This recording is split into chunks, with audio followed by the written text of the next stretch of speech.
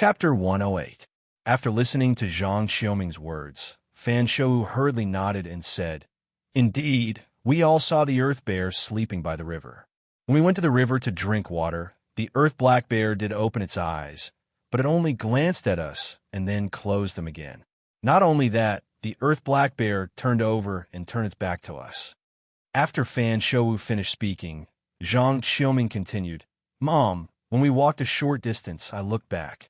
As soon as we left, the earth black bear stood up and left." After listening to the two's words, Lady Zhang was extremely shocked. How could the tyrannical earth black bear become like this? Could it be thinking of this? Lady Zhang composed herself, then turned to look at Zhang Ming and asked tentatively, "When you came back, why didn't the earth black bear attack you? Do you know the reason, Prince Zhang?" Hearing this, Zhang Ming smiled. "What other reason could there be? It was afraid that I would beat it up." After hearing this, Lady Zhang was suddenly stunned. After a moment, Lady Zhang asked again, "Prince Zhang, who is your master? Can you tell us?" "Let's see." Zhang Ming shook his head. "My martial arts are passed down in my family. I don't have a master. If there is a master, it would be my father. Other than my father, no one else has taught me martial arts." Lady Zhang was even more confused. After a while, her eyes suddenly lit up. As the wife of the mayor, she naturally knew a lot about the Greenwood City. Around Greenwood City, there was indeed a big school. This big school was called Wanjian School, and the schoolmaster's name was Han Qingyan. Could it be that Zhang Ming was from Wanjian School? But that couldn't be right. Wanjian School's master's surname was Han. Zhang Ming's surname was Zhang, so his father's surname was naturally Zhang too. Could it be? The leader of Wanjian School, Han Qingyun, had 9 disciples. Could it be that Zhang Ming's father was one of the 9 disciples? Among the 9 disciples, there was indeed a disciple with the surname Zhang. His name was Zhang Lingtian. Thinking of this, Lady Zhang asked again, "Prince Zhang, may I know your father's name?" Zhang Ming thought for a moment. "My father is called Zhang Hongtai." Zhang Hongtai. Lady Zhang was a little disappointed. It wasn't Zhang Lingtian, but Zhang Hongtai. Then, she was even more surprised. Could it be that Zhang Ming wasn't from Wanjian School? Who could it be? Since she had already asked the question, Lady Zhang felt that it would be rude if she continued to ask, so she decided to get someone to investigate Zhang Ming's background later. There was such a powerful person in her territory. If she didn't find out the background of this person, it wouldn't be a good thing. Everyone chatted for a while. Zhang Xiaoming gave Zhang Ming a look. He wanted to see if Zhang Ming had finished looking through the secret room. Zhang Ming saw Zhang Xiaoming's look and understood what he meant. He nodded, indicating that he had already looked through it.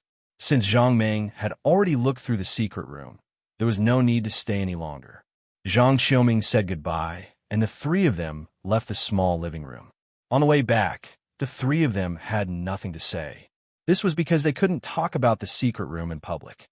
They could only talk about it when they returned to their residence. The 3 of them returned to their residence. Seeing that there was no one around, Zhang Xiaoming smiled and asked, "The fierce brothers, have you looked through our secret room?" Zhang Ming heard this and nodded. "I've already looked through it." Zhang Xiaoming heard this and smiled proudly. "How is it, the fierce brothers?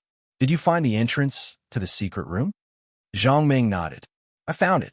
The construction is really well hidden. If it was an ordinary person, they wouldn't be able to find it." "What?" Zhang Xiaoming's smile froze on his face. Zhang Xiaoming naturally knew about their own secret room. Zhang Xiaoming naturally knew how clever the design of the entrance to the secret room was. Even if Zhang Xiaoming knew where the entrance to the secret room was, every time he walked beside the cabinet and looked carefully, he couldn't find the entrance to the secret room. The cabinet and the wall were tightly sealed. Even if you stuck to the wall and looked, you wouldn't find any clues. From this point, one could see how difficult it was to find the entrance to the secret room. It was precisely because the entrance to the secret room was so tightly sealed that Zhang Xiaoming dared to lead them in. Zhang Xiaoming felt that if he didn't say anything, even if Fan Shou and Zhang Ming worked together, they still wouldn't find the secret passage. Zhang Xiaoming thought that if Zhang Ming wanted to find the secret passage, he would have to tear down the entire wall to find it. Of course, even if Zhang Meng tore down the wall and found the secret passage, he wouldn't be able to enter it. The door to the secret room was made of fine iron. Even if it was an expert, it would be quite difficult to break this fine iron door. It was also because of these reasons that Zhang Qiuming dared to lead Zhang Meng to his secret room and did such a stupid thing. However, what surprised Zhang Qiuming was that Zhang Meng actually said that he found the secret room. After Zhang Qiuming recovered from a shock, he turned to look at Zhang Meng and asked tentatively, "The fierce brothers, did you really find the entrance to our secret room?" Zhang Meng nodded. "I found it. It's built really well." Fan Shouwu, who had been watching the two from the side, was also puzzled. Just now, when the three of them went to the small living room, Fan Shouwu was also constantly observing the situation in the small living room. However, no matter how he looked around, he still couldn't find any clues. It was only when the three of them left that Fan Shouwu gave up on searching. Originally, Fan Shouwu thought that even he couldn't find the secret room, let alone Zhang Meng. He didn't expect that Zhang Meng could actually find the entrance to the secret room. However, where was the entrance to the secret room? Thinking of this, Fan Shouwu hurriedly walked to Zhang Meng's side and asked, "The fierce brothers, did you really find the entrance to the secret room?" Zhang Meng nodded helplessly. He had already answered Zhang Qiuming, but he still had to answer Fan Shouwu. He had to answer the same question twice. It was really a headache. Fan Shouwu didn't care about Zhang Meng's headache. He just wanted to know where the entrance to the secret room that he couldn't find was, and how did Zhang Meng find it? Fan Shouwu was thinking about this question, so was Zhang Qiuming. Ever since the three of them went to the small living room, Zhang Qiuming and Fan Shouwu had been observing Zhang Meng. However, Zhang Meng's behavior was a little strange. When Zhang Meng first walked into the living room, he was indeed carefully looking around the living room. However, after looking for a while, he frowned and stopped looking. Zhang Meng's situation made Zhang Qiuming and Fan Shouwu think that Zhang Meng had already given up on searching. This was because Zhang Meng's brows were tightly knitted and he kept shaking his head. This meant that he definitely didn't find it. Chapter 109. Fan Shouwu and Zhang Qiuming originally thought that Zhang Meng had given up on the search, but they didn't expect that Zhang Meng would actually say that he had found it. Anxious, Fan Shouwu hurriedly urged, "The fierce brothers, quickly tell us, where is the entrance to the secret chamber?" After hearing Fan Shouwu's words, Zhang Meng didn't immediately answer him. Instead, he turned to look at Zhang Qiuming. "Prince Zhang, what do you think?" After hearing Zhang Meng's question, Fan Shouwu came to a realization. This secret chamber was definitely used by Zhang Qiuming's father to store his belongings. If Zhang Meng really knew the entrance to the secret chamber and told others about it, it wouldn't be too good. Thinking of this, Fan Shouwu also knew that he was being a little rude. He hurriedly turned to look at Zhang Qiuming and smiled apologetically. "To tell you the truth, at that time, I also carefully searched for a long time and didn't find the entrance to the secret chamber. I originally thought that you were lying to me and that there wasn't an entrance to the secret chamber, but I didn't expect that there really was an entrance to the secret chamber. I was a little anxious. Prince Zhang, please don't take offense." At this moment, Zhang Qiuming was also shaken to the core. When his father had built this secret chamber, although he didn't know the exact amount, he knew that it had cost a lot of money to build this secret chamber. If Zhang Meng had found the entrance, then wouldn't the huge amount of money spent on building this secret chamber have been wasted? Hearing Fan Shouwu's apologetic words, Zhang Qiuming hesitated. Should he let Zhang Meng say it, or should he not let him say it? Thinking of this, Zhang Qiuming carefully thought about the entrance to the secret chamber. He felt that such a secret chamber built so securely that it was impossible for others to find it. Zhang Qiuming turned to look at Zhang Meng and found that the expression on his face didn't seem to be fake. Zhang Qiuming looked at Fan Shouwu again. He knew that although he kept apologizing, he definitely wanted to know where the entrance to such a well-hidden secret chamber was. Thinking of this, Zhang Qiuming thought about how well the entrance to the secret chamber was hidden. In addition, Zhang Meng sat in the chair and hadn't moved since he entered the small reception room. Not only that, Zhang Ming's seat was quite a distance away from the entrance to the secret chamber.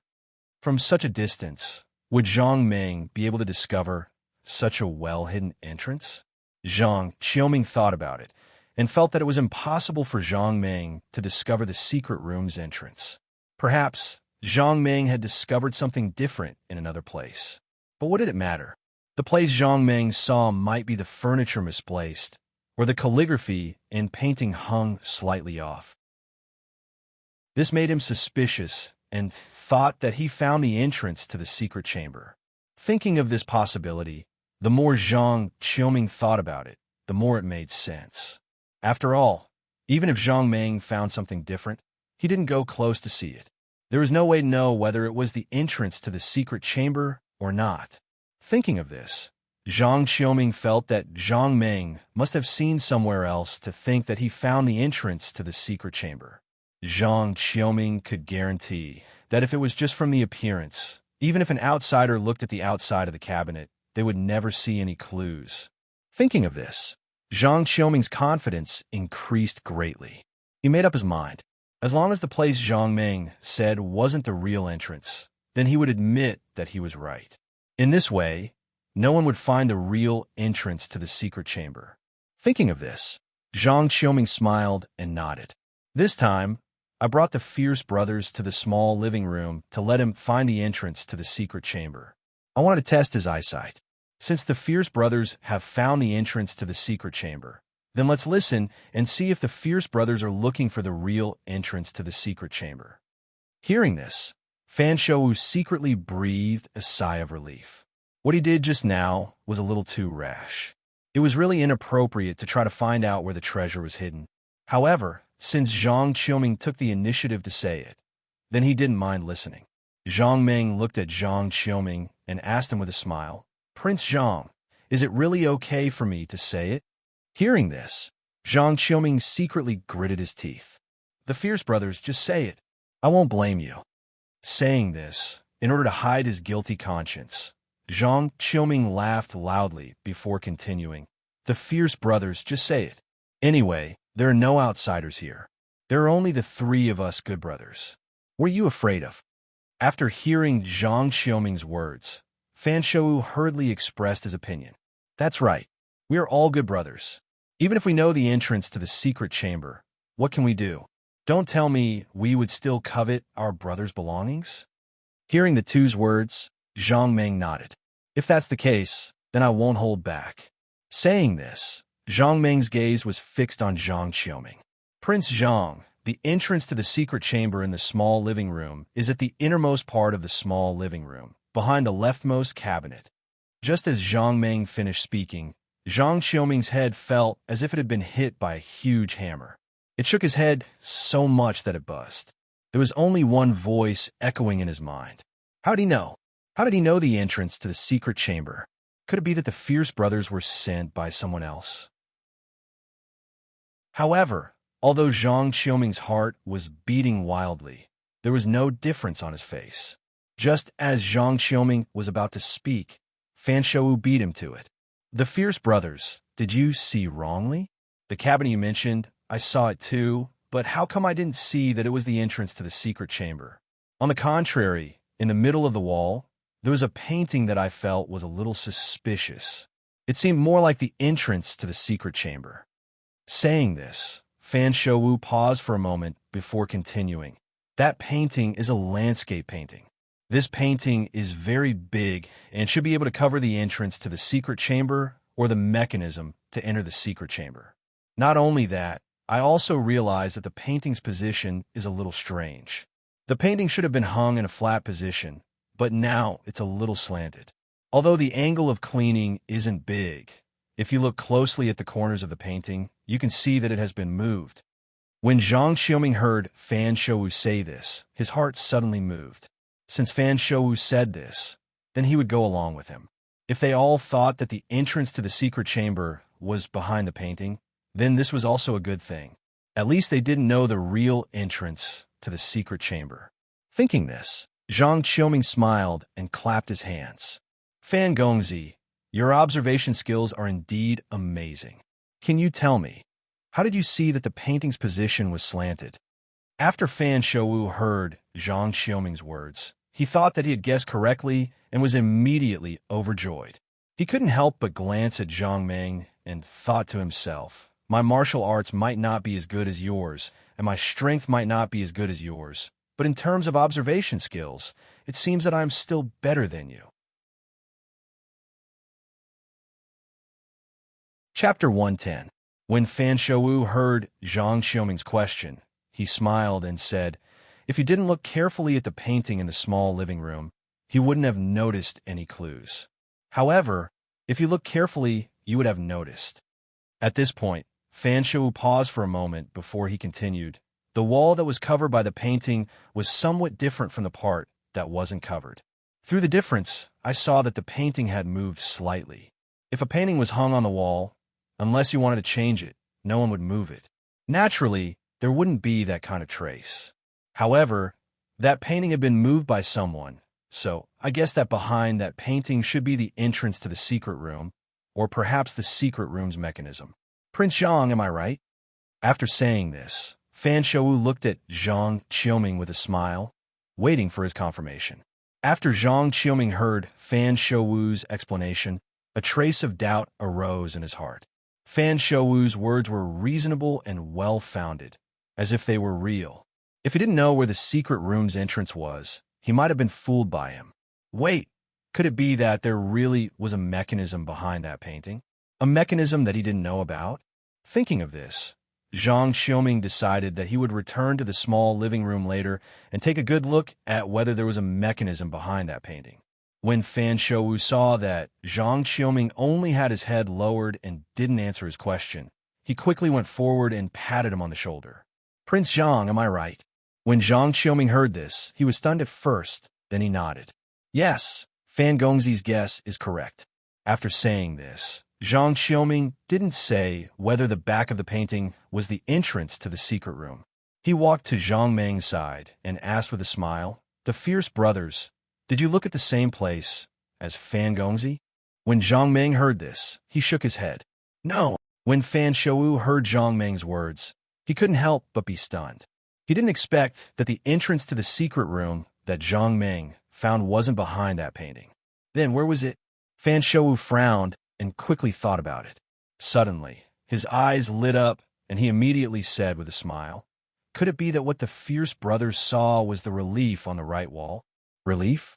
This time, without waiting for Zhang Meng to answer, Zhang Xiaoming asked first, Fan Gongzi, how did you know that the relief was the entrance to the secret room?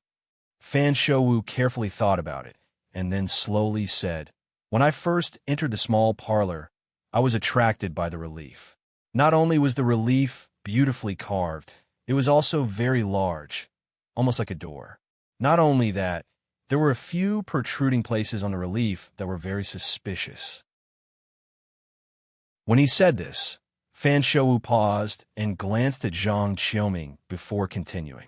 Young Master Zhang, I know that there are many mechanical engineers who would design the mechanism in some protruding places to open the entrance to the secret room. If I'm not wrong, those protruding places should be the switches for the secret room's entrance. When Zhang Xiaoming heard this, he was stunned again and became suspicious. What was going on? Why didn't he know of any of the places that Fan Shouwu mentioned? Could it be that there were really some secret rooms that he didn't know about? Hearing Fan Shouwu speak so vividly as if it was real, even the local host, Zhang Xiaoming, unknowingly believed him. After Fan Shouwu finished speaking, he turned to look at Zhang Xiaoming. Prince Zhang, you guessed correctly this time, right? When Zhang Xiaoming heard this, he nodded silently, but didn't say anything. He turned his gaze back to Zhang Meng. Zhang Xiaoming had already made up his mind. As long as Zhang Meng said that the entrance to the secret room was one of the two places that Fan Shouwu mentioned, he would agree without hesitation. When Zhang Meng saw them looking over, he shook his head and asked again, Prince Zhang, the design of your secret room is really ingenious. It's very admirable. However, do you really want me to say it? When Zhang Xiaoming heard this, his expression changed, but it only lasted for a moment before returning to normal. When Zhang Meng said this, Zhang Xiaoming already understood. The entrance to the secret room that Zhang Ming saw was definitely not one of the two places that Fan Shouwu mentioned. Could it be? When he thought of this, Zhang Qiuming was really nervous.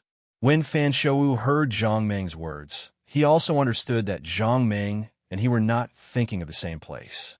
However, Fan Shouwu was very confident in his own discovery. On one hand, Fan Shouwu was confident in his own observation skills. On the other hand, the entrance to his secret room was behind a painting. Therefore, Fan Shouwu was very confident in his own guess. He didn't believe that Zhang Ming could see it more accurately than him.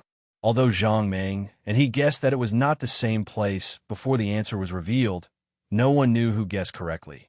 When he thought of this, Fan Shouwu quickly walked to Zhang Ming's side and said with a smile, "The fierce brothers, tell us what you see, and then we'll let Prince Zhang tell us the answer together. Let's see who's the right one." Zhang Ming smiled and shook his head. "I just said that it's the cabinet in front of the leftmost wall.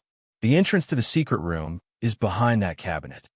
When Fan Shouwu heard this, he smiled and waved his hand. "That's impossible. That cabinet is tightly attached to the wall. If the entrance to the secret room is behind that cabinet, then how can it be opened?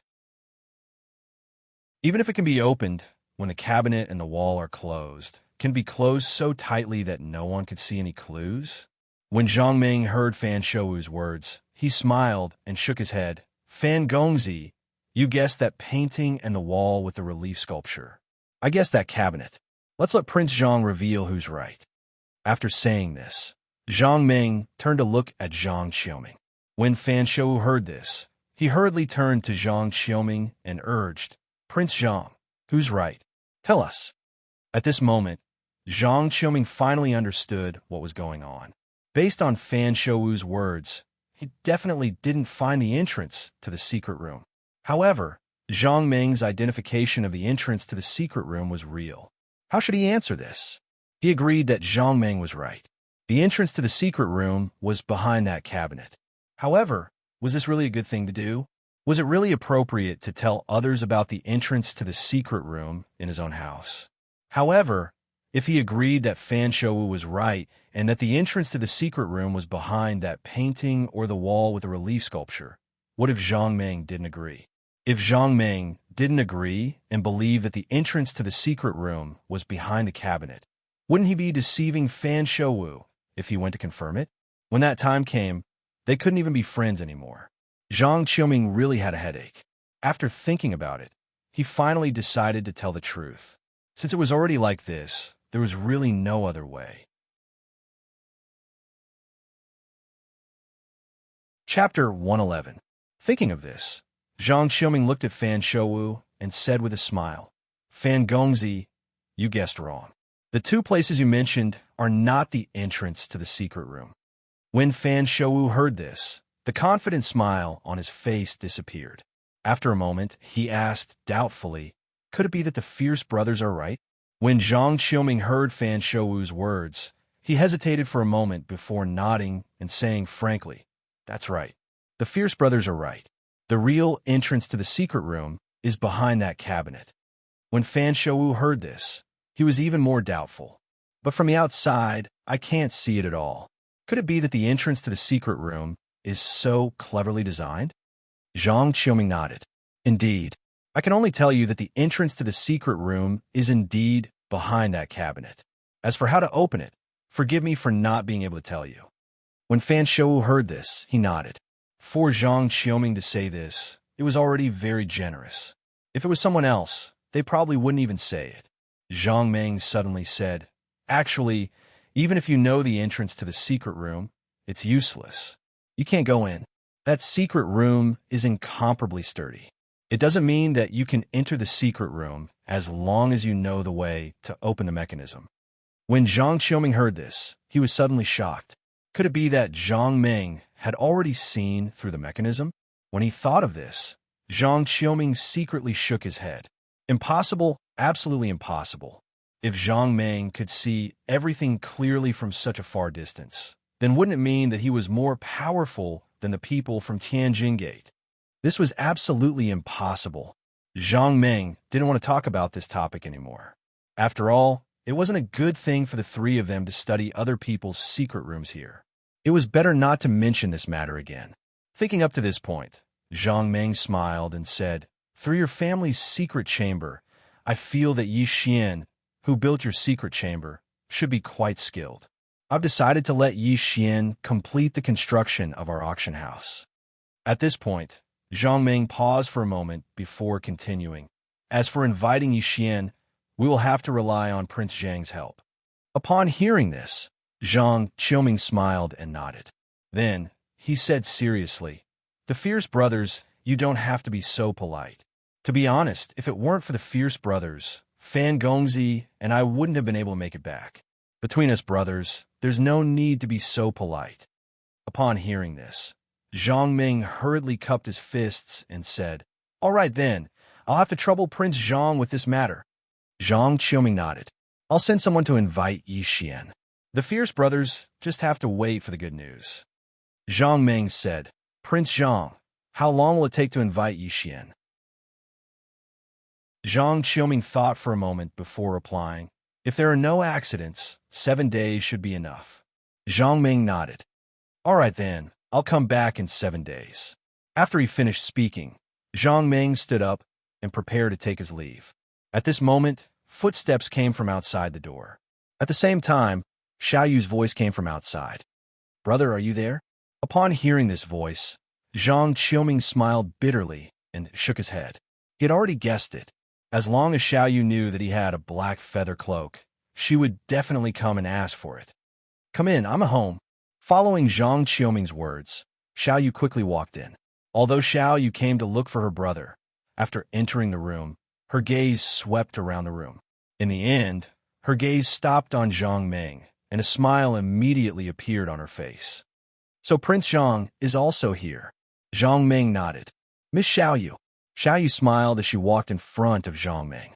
"Prince Zhang, could it be that you really obtained my brother's Eagle of Nightmare's feather?" Zhang Ming nodded. "Yes." Upon hearing that, Xiao Yu circled around Zhang Ming and shook her head. "But the Eagle of Nightmare is so powerful. Can you really defeat it?" Zhang Ming looked at Xiao Yu and suddenly smiled. "Miss Xiao Yu, do you want a black feather cloak?" Upon hearing that, Xiao Yu was stunned for a moment. Following that, she hurriedly nodded. "Yes, do you have more?" Zhang Ming nodded. "I can give Miss Xiao Yu a black feather cloak. But I have a condition. As long as you can agree to my condition, I will definitely give you a black feather cloak." Upon hearing Zhang Ming's words, a trace of vigilance surfaced in Xiao Yu's eyes as she asked, "What condition? Can you tell me first?" Zhang Ming nodded. 20,000 gold coins for a black feather cloak. As long as Miss Xiao Yu sells 10 of them, I will immediately give Miss Xiao Yu a black feather cloak. "Miss Xiao Yu, is this condition simple or not?" Upon hearing Zhang Ming's words, a trace of disbelief surfaced on Xiao Yu's face. After a long while, she probed. "Do you have so many black feather cloaks? You're not lying to me, right?" Zhang Ming shook his head. "I keep my word and will definitely not lie to you. As long as you sell 10 black feather cloaks, I will definitely give one to Miss Xiao Yu. However, the selling price of each item cannot be less than 20,000 gold coins." This time, without waiting for Xiao Yu to reply, Fan Shou asked first, "The Fierce Brothers, do you really have so many black feather cloaks?" Zhang Ming nodded. "There will only be more, not less." Upon hearing this, Fan Shou could not help but gasp. This is too ridiculous. For a black feather cloak, others would have to fight to the death and risk half their lives to obtain it. However, Zhang Ming had so many black feather cloaks. Could it be that the nightmare eagles were raised in his backyard? However, he had no choice but to believe in such a ridiculous matter. After all, the nightmare eagle feathers in his and Zhang Qiuming's hands were obtained by Zhang Ming. In just a short amount of time, he managed to obtain 60 nightmare eagle feathers. His speed was so fast that it was no different from being raised at home. It was as if he had just returned home and brought them here. Thinking of this, Fan Shou could not care less. He hurriedly stepped forward and grabbed Zhang Ming. "The Fierce Brothers, since you have so many black feather cloaks, why don't you let me sell them for you? When the time comes, I will sell 10 black feather cloaks, and you will give me one. The Fierce Brothers, what do you think?" After hearing Fan Shou's words, Zhang Meng nodded. He had the nightmare eagle feathers. It did not matter who would sell them for him. The key was to sell them for a good price. Thinking of this, Zhang Meng smiled and asked, 20,000 gold coins for one. That should not be a problem, right? Upon hearing this, Fan Shou hurriedly nodded. No problem, definitely no problem. Before Fan Shou could finish, he was interrupted by Xiao Yu. Big brother Fan, just now, the person Prince Zhang was looking for was clearly me. Upon saying this, Xiao Yu turned to look at Zhang Meng. Chapter 112. Xiao Yu turned to look at Zhang Meng and said with a smile, Jean de Gu, ignore him. If I can help you sell 10 black feather cloaks, will you really give me a black feather cloak? Zhang Meng nodded and replied with a smile. Don't worry, I will keep my word.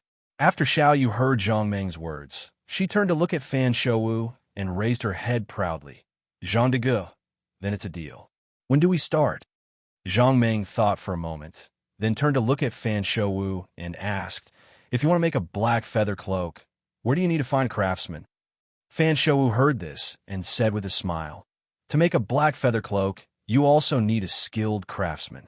At this point, Fan Shou paused before continuing. Such a craftsman can only be found in the South region. South region. After Zhang Meng heard Fan Shou's words, he nodded and then asked, can you invite a craftsman here? Hearing this, Fan Shou shook his head. I'm afraid that's not possible. The craftsmen who can make such a high-grade item like the black feather cloak are all from the sect. It's not that easy for them to come out privately. Zhang Meng was stunned when he heard this. After a while, he asked tentatively, is it very difficult to sew a black feather cloak? Fan Shou nodded. It's extremely difficult. To make a black feather cloak, not only do you have to connect them together, but you also have to connect the fire attribute of the black feather cloak together. You can't lose a single bit. Otherwise, the feathers of the nightmare eagle will lose the fire attribute and become useless, becoming ordinary feathers. Zhang Meng heard this and nodded. Although he still didn't quite understand, from what Fan Shou said, it seemed to be quite powerful. Zhang Meng thought for a moment before asking, why can't these craftsmen come out privately, but Yi Xian from the Tianji sect can come out? Is there something different about them? After hearing Zhang Meng's words, Zhang Xiaoming didn't wait for Fan Shou to answer before he smiled and said, the fierce brothers, you're wrong. Even if I want to invite Yi Xian, he has to report to the sect first. After the sect gives permission, Yi Xian will come here. Only then will he come here. When Zhang Meng heard this, he suddenly realized that he was wrong. Since there was still a need to report to the sect, Zhang Meng thought for a moment before looking at Zhang Xiaoming and saying, then let's invite Prince Zhang to do this together. When we invite Yi Xian here, we'll also invite the craftsmen who make the black feather cloak. What do you think? After hearing Zhang Meng's words, Zhang Xiaoming nodded. Naturally, he wouldn't personally do this kind of thing. He would just write an extra letter for his subordinates to send. There wasn't much difference between inviting 1 or 2 craftsmen. Xiao Yu, who had been standing by the side, was a little disappointed when she heard that she had to make the black feather cloak on the spot. She rolled her eyes and suddenly said to Zhang Meng, Prince Zhang, why don't you take out 2 samples first, and then I can sell them? When Zhang Meng heard this, he felt that Xiao Yu's words were quite reasonable. However, he didn't have the black feather cloak in his hands. What should he do? Thinking of this, Zhang Meng turned his gaze to Zhang Xiaoming and asked, Prince Zhang, is your black feather cloak ready? Zhang Xiaoming shook his head with a wry smile. It's not that fast. We've only been back for 2 or 3 days. How can it be ready so quickly? I originally planned to wait for Fan Gongzi to return and go to Nanjun with him. At that time, I'll ask someone to make the black feather cloak. After hearing Zhang Xiaoming's words, Zhang Meng turned to look at Xiao Yu and spread his hands. Then there's nothing we can do. We don't have the black feather cloak now. We can only talk about this matter in the future. Xiao Yu nodded in disappointment. So that's the only way? Seeing the disappointed Xiao Yu, Zhang Meng suddenly remembered something. He hurriedly asked, Miss Xiao Yu, think about it for me. What else is valuable but not easy to get? Xiao Yu was stunned when she heard this. She did not understand what Zhang Meng meant. She hesitated and asked, Jean de Gaulle, what do you mean? What valuable things? Zhang Ming knew that he might not have made it clear. So he explained, I'm talking about the kind of things that everyone likes but can't get, where there are very few of them and it's very difficult to get them. I see. After Xiao Yu heard Zhang Ming's words, she frowned and began to think. After a while, she suddenly clapped her hands. I remember. Jean de Gaulle, do you know about white fish scales? Zhang Ming shook his head. I don't know. What are white fish scales? What are they used for? This time, without waiting for Xiao Yu to answer, Fan Shou had already said, The fierce brothers, you don't even know what white fish scales are. After Zhang Ming heard Fan Shou's question, he shook his head doubtfully. I don't know. Why should I know what white fish scales are? Fan Shou saw this and nodded with a smile. It seems that the fierce brothers don't have a woman they like, so they didn't think about it. Zhang Ming heard this and was even more puzzled. Fan Gongzi, if you have anything to say, just say it. I really don't know what white fish scales are. Fan Shou saw that Zhang Ming really didn't know. So he said with a smile, White fish scales, as the name implies, are the scales on the white fish. These scales are not big, about the size of a human face, but the function of these scales is to stick on the face and make the skin whiter. Of course, it can also make it better. After Zhang Ming heard Fan Shou's words, he suddenly realized. He thought to himself, isn't this a mask? It's just a change of name. It's naturally formed, not made. Thinking of the mask, Zhang Ming was a little puzzled. He had seen fish scales before, and each one was very strong. Would it be good to stick something like this on the face? Thinking of this, Zhang Ming asked with some doubts, White fish scales are the scales on the white fish. Then what effect can such a hard scale have on the face? After Fan Shou heard Zhang Ming's words, he couldn't help but laugh. He patted Zhang Ming's shoulder and explained, The fierce brothers, white fish scales are not what you think. The reason why we use white fish scales is because white fish scales are very soft. Even if you put on the face, it won't show the effect you described. In addition, the white fish scales are really effective. After you stick them on, you can see the effect after a month. However, this kind of white fish scales are very expensive, so even if ordinary people have heard of it, they probably can't afford it. Zhang Xiaoming heard Fan Shou's words and said with a smile, Fan Gongzi, you're wrong. I'm afraid it's not just ordinary people who can't afford it. It should be said that in this world, how many people can afford it? Fan Shou nodded. That's true. The scales of whitefish are expensive. There are only a few people in the world who can afford to use the scales of whitefish. I was wrong about that.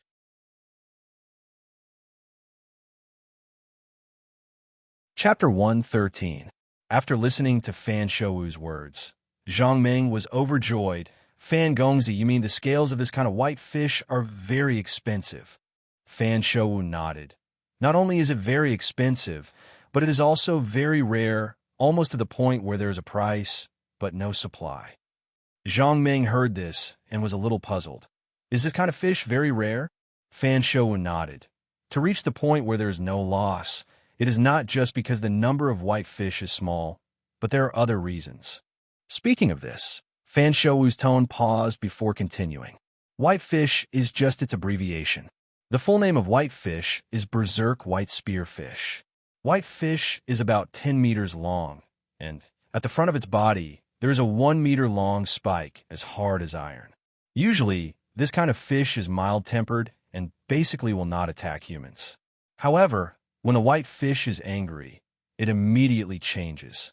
When a white fish charges with all its strength, it can penetrate a ship, almost to the point of being indestructible. In addition, it can launch all the scales on its body in an instant, forming a large range of damage. So it is useless to besiege it with many people. Zhang Ming heard this and shook his head. This is nothing. It should not be difficult to hunt it down at this level. Fan Shou shook his head. It's not like that. I haven't finished speaking yet. White fish not only have strong attacks, but its speed is also very fast. Even if you surround it, it will disappear without a trace in the blink of an eye. Speaking of this, Fan Shou turned to look at Zhang Ming and said with a smile, The fierce brothers don't think about killing it directly and then getting the scales of the white fish. This is impossible. It is strange to say that these white fish, as long as they are killed, the scales on their body will immediately become hard, no different from the scales on the body of ordinary fish. In this way, it will lose its effect. Therefore, if we don't kill the white fish, we have to obtain its scales. Only then will the scales be useful. After Zhang Meng heard Fan Shouwu's words, he asked doubtfully, "But even so, it's not difficult to get the scales on the white fish. Didn't you say that the white fish can shoot all the scales on its body in an instant? After it shoots the scales, won't we get the scales?" Fan Shouwu shook his head with a smile. "That's impossible. When white fishes shoot out their scales, all their scales will become as hard as iron. Even if you get those scales, they'll be as hard as iron. They'll have no effect at all." When Zhang Meng heard this, he was even more puzzled. "If that doesn't work, then how do I get these scales to be effective?" Fan Shouwu nodded. "This is the most difficult part because no one knows when the scales on the white fish will be effective, so it's difficult to get them."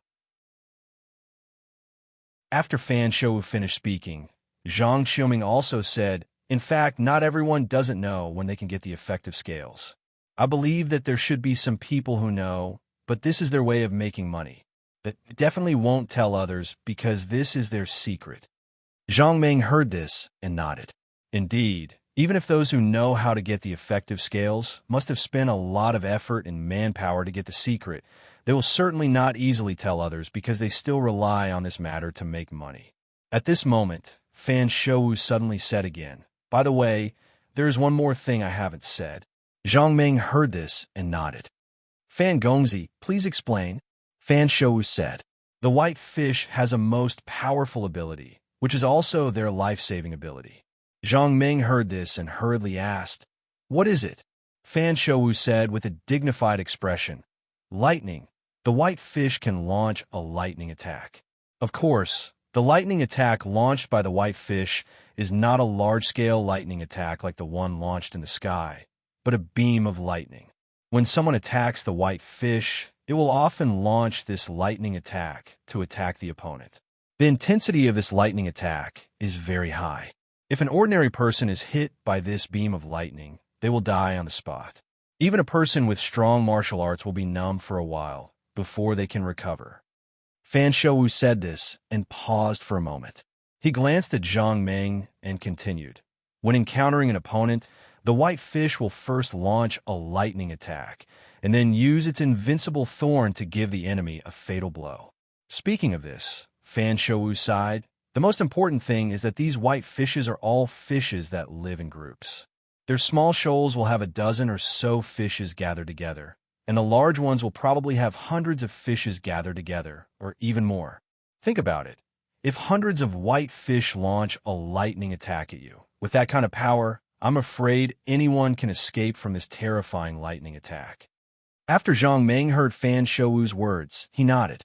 If what Fan Shouwu said is true, white fish are fish that live in groups, then, not to mention their physical attack, their lightning attack is absolutely powerful. Under the lightning attack of hundreds of white fish, there are very few people who can escape unscathed. Thinking of this, Zhang Meng completely believed Fan Shouwu's words. According to the meaning of Fan Shouwu's words, this kind of white fish scale is so difficult to get, the price must be very expensive.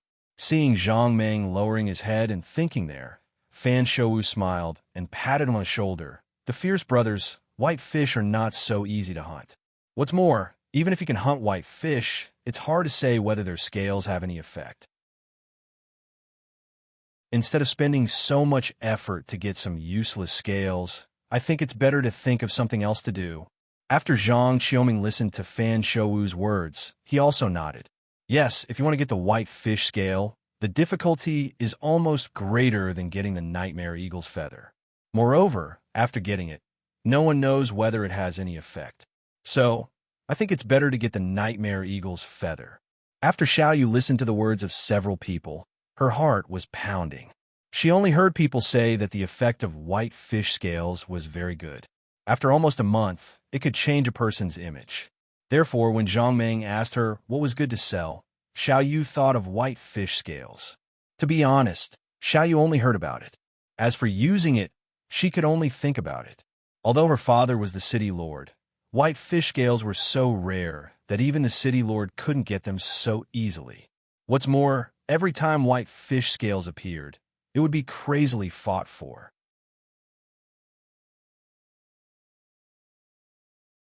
Chapter 114. White fish scales are a good thing, there's no doubt about this. However, it is very difficult to get effective white fish scales. Therefore, the price of white fish scales is high, almost to the point where there is no market. It can be said that if anyone has a way to get a large number of white fish scales, they will immediately use these white fish scales to exchange for a lot of wealth. Hearing everyone say this, Zhang Ming thought for a moment and asked, after getting these white fish scales, there should be no need to process them. Fan Shouwu shook his head. No, because as long as it is a fish, there will be a fishy smell. If it is not processed, very few people will be able to stand this fishy smell. What's more, the people who use white fish scales are all women. They can't stand it. Therefore, even if you have these white fish scales, they must be processed before they can be sold. After Zhang Ming heard Fan Shouwu's introduction, he asked, doubtfully, what will it be processed into? Fan Shouwu smiled. Of course, it will be to get rid of the fishy smell. Zhang Ming said, that's it, just to get rid of the fishy smell? Fan Shouwu nodded. That's it, just to get rid of the fishy smell, it can be sold. Zhang Ming nodded and did not say anything. But in his heart, he thought that if these white fish scales were processed into various fragrances, presumably the price should be higher.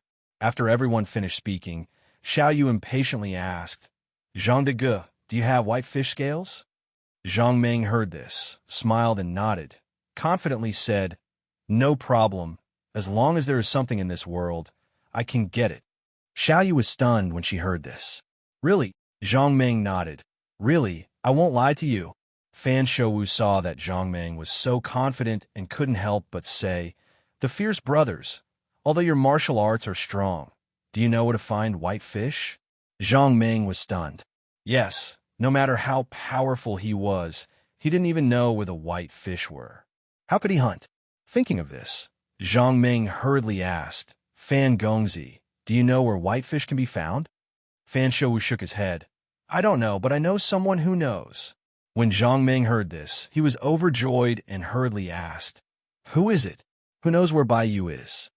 Fan Shouwu smiled and said, of course it's those who have hunted whitefish before. I think they must know where to find whitefish. Zhang Ming nodded, but after thinking about it again, these people probably wouldn't say anything about such a profitable business. Fan Gongzi, will the people who killed Baiyu give us such an important clue? Fan Shouwu shook his head. I don't think so. After all, that's what they rely on to survive. Zhang Ming was stunned when he heard this. Since they won't tell us where whitefish is, what's the use? Fan Shouwu smiled and shook his head. The fierce brothers, although they won't tell us where whitefish is, can't we secretly check it out? Zhang Xiaoming also smiled and said, yes, when they go to hunt whitefish, we will secretly follow them. Naturally, we will know where they are going. After Zhang Ming listened to the two's words, he nodded. It seems that this is the only way. However, who are the people you are talking about? Fan Shouwu smiled and said, to be precise, they are not a person, but a gang. They are called the Sharks. After listening to Fan Shouwu's words, Zhang Ming's heart suddenly moved, and he asked, are the whitefish you are talking about in the sea? Fan Shouwu nodded. Yes, whitefish that are more than 10 meters long can still live in the river. What's more, these whitefish are fish that live in groups. Think about it. What kind of river can accommodate so many and such big whitefish? Zhang Ming nodded. It was true. Such big fish could only be found in the sea. Xiao Yu, who was standing aside and listening to them, said, Zhang de Ge, when are you going to hunt these whitefish? Zhang Ming thought about it. There were a lot of things to do now. First of all, the construction work of the auction house was the most important. If he wanted to build an auction house, he needed someone to build it. Therefore, the first thing he needed to do was to ask Yi Xian to build an auction house for him. Secondly, he needed to find someone to sew the black feather cloak for him as soon as possible, and then quickly sell it for some gold coins. After all, the cost of building an auction house should be huge. In Zhang Ming's opinion, The 10,000 gold coins alone should be far from enough. Therefore, he needed to earn more gold coins in a short period of time to build his own auction house. Finally, he could hunt these whitefish and obtain these expensive whitefish scales. This was Zhang Meng's temporary plan. Things had to be done step by step. It was useless to be anxious. After all, Zhang Meng did not have any connections. These things, he needed to rely on Fan Shouwu and Zhang Qiuming to help. Naturally, he could not be anxious about asking others for help. Thinking of this, Zhang Meng looked at Zhang Qiuming and said with a smile, "Now, the most important thing is to build the auction house first. Therefore, I asked Prince Zhang to help me invite Yi Xian as soon as possible. The auction house needs to be started as soon as possible." Speaking of this, Zhang Meng paused before continuing, "Of course, we also need to find someone to sew the black feather cloak as soon as possible. I should be looking for the nightmare eagle's feathers tomorrow. I should be able to bring back a large number of nightmare eagle's feathers in the next 2 days. Therefore, I asked Prince Zhang to find the relevant people as soon as possible so that we can carry out our plan as soon as possible." Zhang Qiuming heard this and nodded. "The Fierce Brothers, don't worry. I'll find someone to invite people from a south county." After Zhang Meng heard Zhang Qiuming's words, he nodded. "Okay, I won't disturb you anymore. I'll go back now and prepare to find the nightmare eagle's feathers." While speaking, Zhang Meng cupped his fists at Zhang Qiuming and Fan Shouwu. "Goodbye." After speaking, Zhang Meng turned and left. After leaving the city lord's mansion, Zhang Meng did not delay and directly walked in the direction of his village. Inside the city lord's mansion, after Fan Shouwu and Zhang Qiuming sent Zhang Meng off, they returned to their residence. Just as the two of them returned to their room, Zhang Qiuming asked someone to prepare fragrant tea. The two of them then sat opposite each other. The two of them were silent for a while before Zhang Qiuming spoke first. "Fan Gongzi, do you think what the Fierce Brothers said was true or false?" Fan Shouwu smiled. "I don't know either. However, looking at the way the Fierce Brothers spoke, it didn't seem like they were lying." Zhang Qiuming heard this and nodded. Looking at the way the Fierce Brothers acted, it didn't seem like they were lying. However, the things they said were hard to believe. Fan Shouwu nodded. "I think so too. The Fierce Brothers are just people from a small village. Do they really have such great ability?"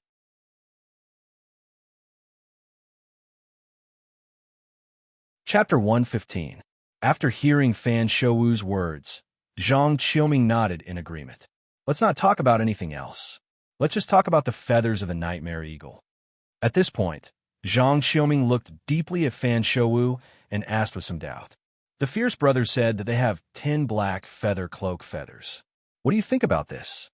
Fan Shouwu heard this and asked curiously, "Could it be that the Fierce Brothers killed the nightmare eagle last time? In other words, he stored the feathers of the nightmare eagle." After hearing Fan Shouwu's words, Zhang Qiuming nodded and said, "But can the Fierce Brothers really kill the nightmare eagle?" At this point, Zhang Qiuming paused and carefully recalled the appearance of the nightmare eagle before continuing. "Even if the Fierce Brothers are strong, if the nightmare eagle flies in the air, how can they deal with it? Plus, the nightmare eagle can breathe fire. Could it be that the Fierce Brothers aren't afraid of being burned by fire?" Fan Shouwu thought for a while before answering. "I'm also curious about this.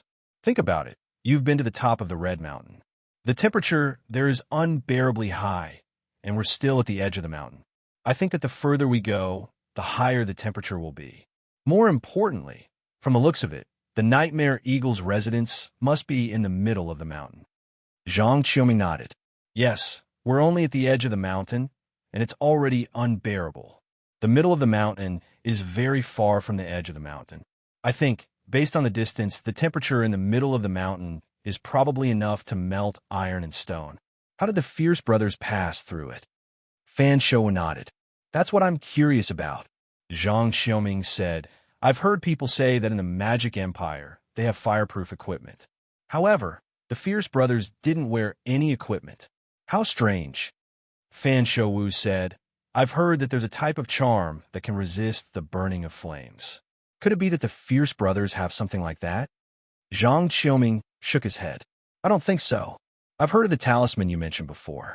However, I heard that the talisman has a time limit. It can't be used for a long time. At this point, Zhang Qiuming paused. He recalled the situation on the Red Mountain Peak that day and continued.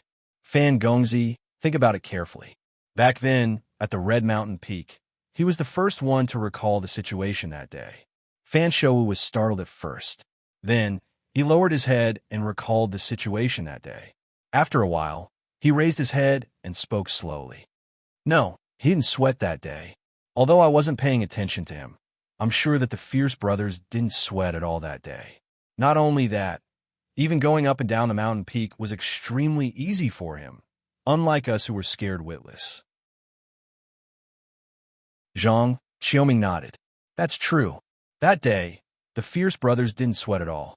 During the entire search process, he was also the most relaxed person. It could be said that he wasn't affected by the high temperature at the top of the mountain. At this point, the room fell into silence again. The two of them were seriously recalling everything that happened that day. After a while, Zhang Qiuming spoke slowly. From all the signs, the temperature at the top of the mountain might have been terrifying for us. However, the Fierce brothers acted as if nothing had happened, as if they didn't feel anything. At this point, Zhang Qiuming paused. He raised his head and looked at Fan Shou. Could it be that the Fierce brothers could really withstand the high temperature there? Fan Shou nodded. Other than that, there's no other explanation. Zhang Qiuming said, this is the only explanation that can explain how the Fierce brothers were able to hunt down the nightmare eagle. Fan Shou silently nodded after hearing Zhang Qiuming's words. The two of them guessed that the temperature at the top of the Red Mountain Peak must have been quite high. Based on the closer distance to the top of the mountain, the temperature might have been as high as the furnace in the blacksmith's furnace. The Fierce brothers were actually able to hunt down the nightmare eagle under such high temperatures. Thinking of this, Zhang Qiuming couldn't help but ask, Fan Gongzi, do you think the temperature at the top of the mountain will drop? Fan Shou was startled when he heard this, then shook his head. Impossible. If I'm not wrong, the reason why the temperature at the top of the mountain is so high seems to be because of the heat coming from the middle of the mountain, causing the entire mountain to be incomparably hot. Zhang Qiuming muttered doubtfully. Could it be that there's really someone who can withstand such high temperatures? Fan Shou heard Zhang Qiuming's muttering, but he didn't answer because he had the same doubts in his heart. Could there really be someone who could survive under such high temperatures that could melt metal and refine stone? After a while, Fan Shou slowly said, this Zhang Meng is really a strange person. When I mentioned the name Shark Pack to him, he didn't even have the slightest bit of fear. It's really strange. Zhang Qiuming also nodded. It's really strange. This is the first time I've seen someone so calm after hearing the name Shark Pack. The Shark Pack was actually a group of pirates. This group of pirates weren't ordinary pirates. Not only were they incomparably savage, but they were also highly skilled in martial arts. Especially the boss of the Shark Pack. He was the strongest of the strong. Any merchant ship that heard the name Shark Pack would definitely tremble in fear. The name Shark Pack wasn't a bluff, but a real battle. Everyone had only heard of the name Shark Pack, but not many people had seen the true face of the Shark Pack. This was because those who had seen their true face had already been killed by them. Every time before going out to sea, merchants would pray that they wouldn't meet the Shark Pack. This was because if they met the Shark Pack, they definitely wouldn't be able to come back alive. Such a terrifying gang. But Zhang Meng didn't have the slightest bit of fear after hearing it. This was really too hard to believe. Zhang Qiuming said hesitantly, could it be that the Fierce brothers haven't heard of the name Shark Pack? Fan Shou heard this, thought for a while, and shook his head. Logically speaking, that shouldn't be the case. The Shark Pack's name is so famous, there shouldn't be anyone who hasn't heard of their name. Zhang Qiuming also nodded. Yeah, it's really strange. Fan Shou's eyes suddenly lit up. Unless the Fierce brothers aren't afraid of a Shark Pack. That's why they aren't afraid. Zhang Qiuming nodded. It's also very possible. The Fierce brothers aren't even afraid of the Nightmare Eagle, so it makes sense that they wouldn't be afraid of the Shark Pack. Fan Shou sighed. Zhang Meng is really a strange person.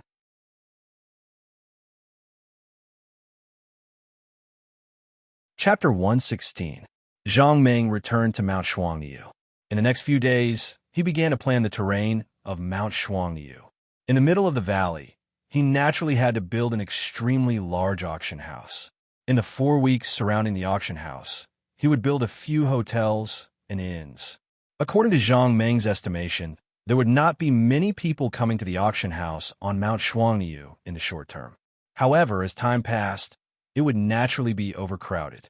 Therefore, all kinds of restaurants and inns had to be built first to prevent people from having nowhere to stay when they came. In addition, there were also the residences in the valley.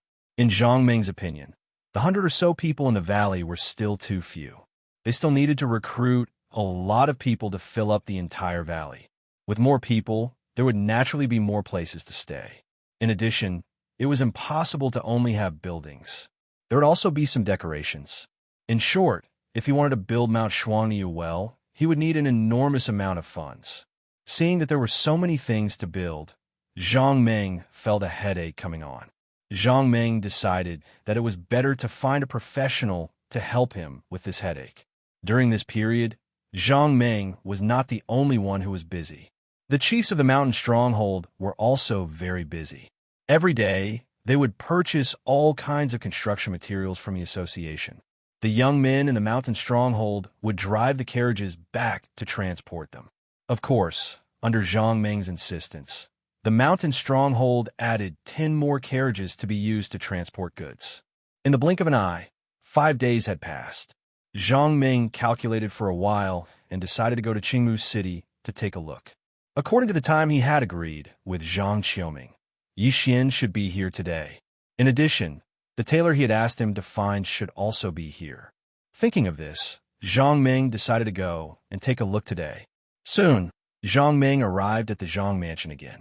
This time, the servants of the Zhang mansion already knew Zhang Ming. Naturally, they had gone to inform him early. As soon as Zhang Ming entered the house, he saw Zhang Xiaoming looking at him with an ugly expression. He seemed to want to say something, but stopped himself. Zhang Ming looked around. There was only Zhang Xiaoming in the room. Fan Shouwu had already gone home. But that's not right. Where's Yi Xian? What about the senior tailor? Where are these people? Prince Zhang, where's the person I'm looking for? When Zhang Xiaoming heard this, he shook his head and said dejectedly, "No, I didn't invite a single one." Zhang Ming was stunned when he heard this. He asked subconsciously, "Why? Didn't you invite anyone?" Zhang Xiaoming nodded. "Our luck isn't good. These 2 people are in trouble. I'm afraid they won't be able to come." Troublesome. When Zhang Ming heard this, he was stunned again. What kind of trouble did they encounter? Why won't they be able to come? Zhang Xiaoming smiled bitterly and shook his head. He reached out and grabbed Zhang Ming's arm. "The fierce brothers, sit down first. Let's talk about this slowly." Zhang Xiaoming pulled Zhang Ming to sit down as he ordered the servant girl beside him. "Go and prepare some fragrant tea." The servant girl responded and turned to leave the room. After they were seated, Zhang Ming asked, "Prince Zhang, what happened? Why can't they come?" After Zhang Xiaoming sat down, he slowly said, "This time, our luck is really bad. Logically speaking, the matter of the Tianji sect should be settled as long as I ask Father to write a letter and send it over." At this point, Zhang Xiaoming smiled bitterly again and continued, "This time, Yi Xian has encountered trouble. Not only can he not come, but I'm afraid he won't be able to come in the future." After Zhang Ming heard Zhang Xiaoming's words, he could not help but ask, "What trouble? What trouble did Yi Xian encounter?" When Zhang Xiaoming heard this, he looked around and lowered his voice. "The whole story of this matter is a secret of the Tianji sect. Naturally, we don't know. However, I heard from the disciples of the Tianji sect that Yi Xian stole a treasure of the Tianji sect, but refused to admit it. Until now, he is still locked up by the Tianji sect." Zhang Ming nodded when he heard this. "What treasure did Yi Xian steal?" Zhang Xiaoming shook his head. "No one knows. I heard that the treasure is one of the most precious treasures of the Tianji sect. It was also sent to the South County branch a few days ago." Zhang Ming nodded. "Since Yi Xian stole something, it's understandable that he can't come. Then, what's the matter with the other person? Why can't she come?" When Zhang Xiaoming heard this, he sighed again. "Our luck is really bad.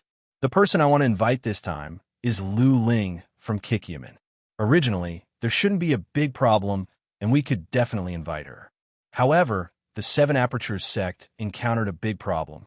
At this point, Zhang Xiaoming turned to look at Zhang Meng and asked, "The Fierce Brothers, do you know about Tiangolman?" Zhang Meng shook his head. No. Zhang Xiaoming was stunned when he heard this. The Fierce Brothers, don't you know about Tiangolman? Zhang Meng shook his head again. I don't know.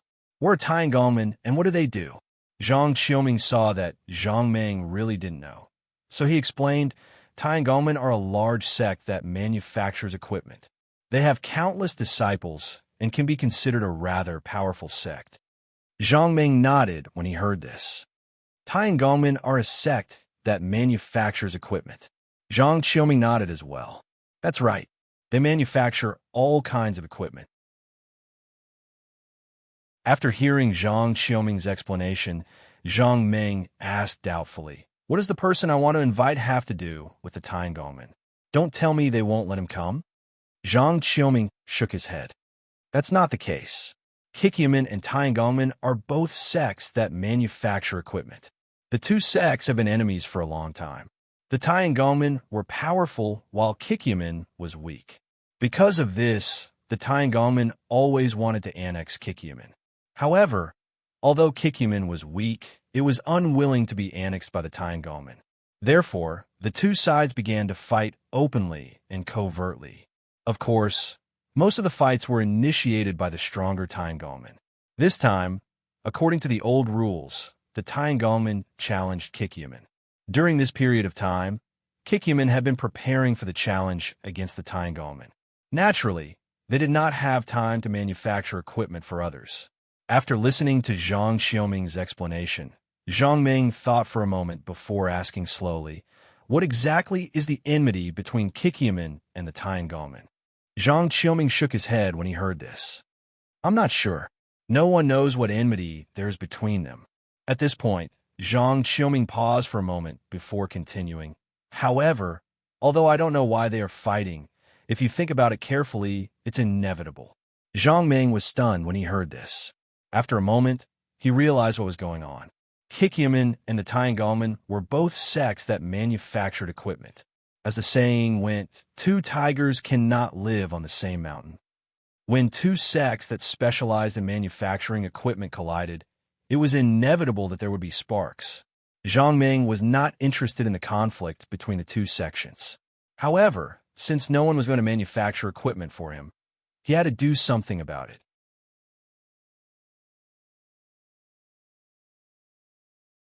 Chapter 117. Zhang Xiaoming saw that Zhang Meng had understood, so he asked with a smile, "The Fierce Brothers, I think your matter can wait. Once the matter over there is settled, we can think of a way to invite them over." Zhang Meng heard Zhang Xiaoming's words and shook his head. "I've already prepared everything here. All that's left is for them to come. We can't wait any longer." At this point, Zhang Meng turned his head to look at Zhang Xiaoming and asked, "Prince Zhang, can you think of a way to invite them over?" Zhang Xiaoming shook his head. "I've already thought of a way, but this matter is too big. There's still no way." At this point, Zhang Xiaoming paused for a moment before continuing. "Yi Xian's matter is very difficult. Their sect's important item has been lost.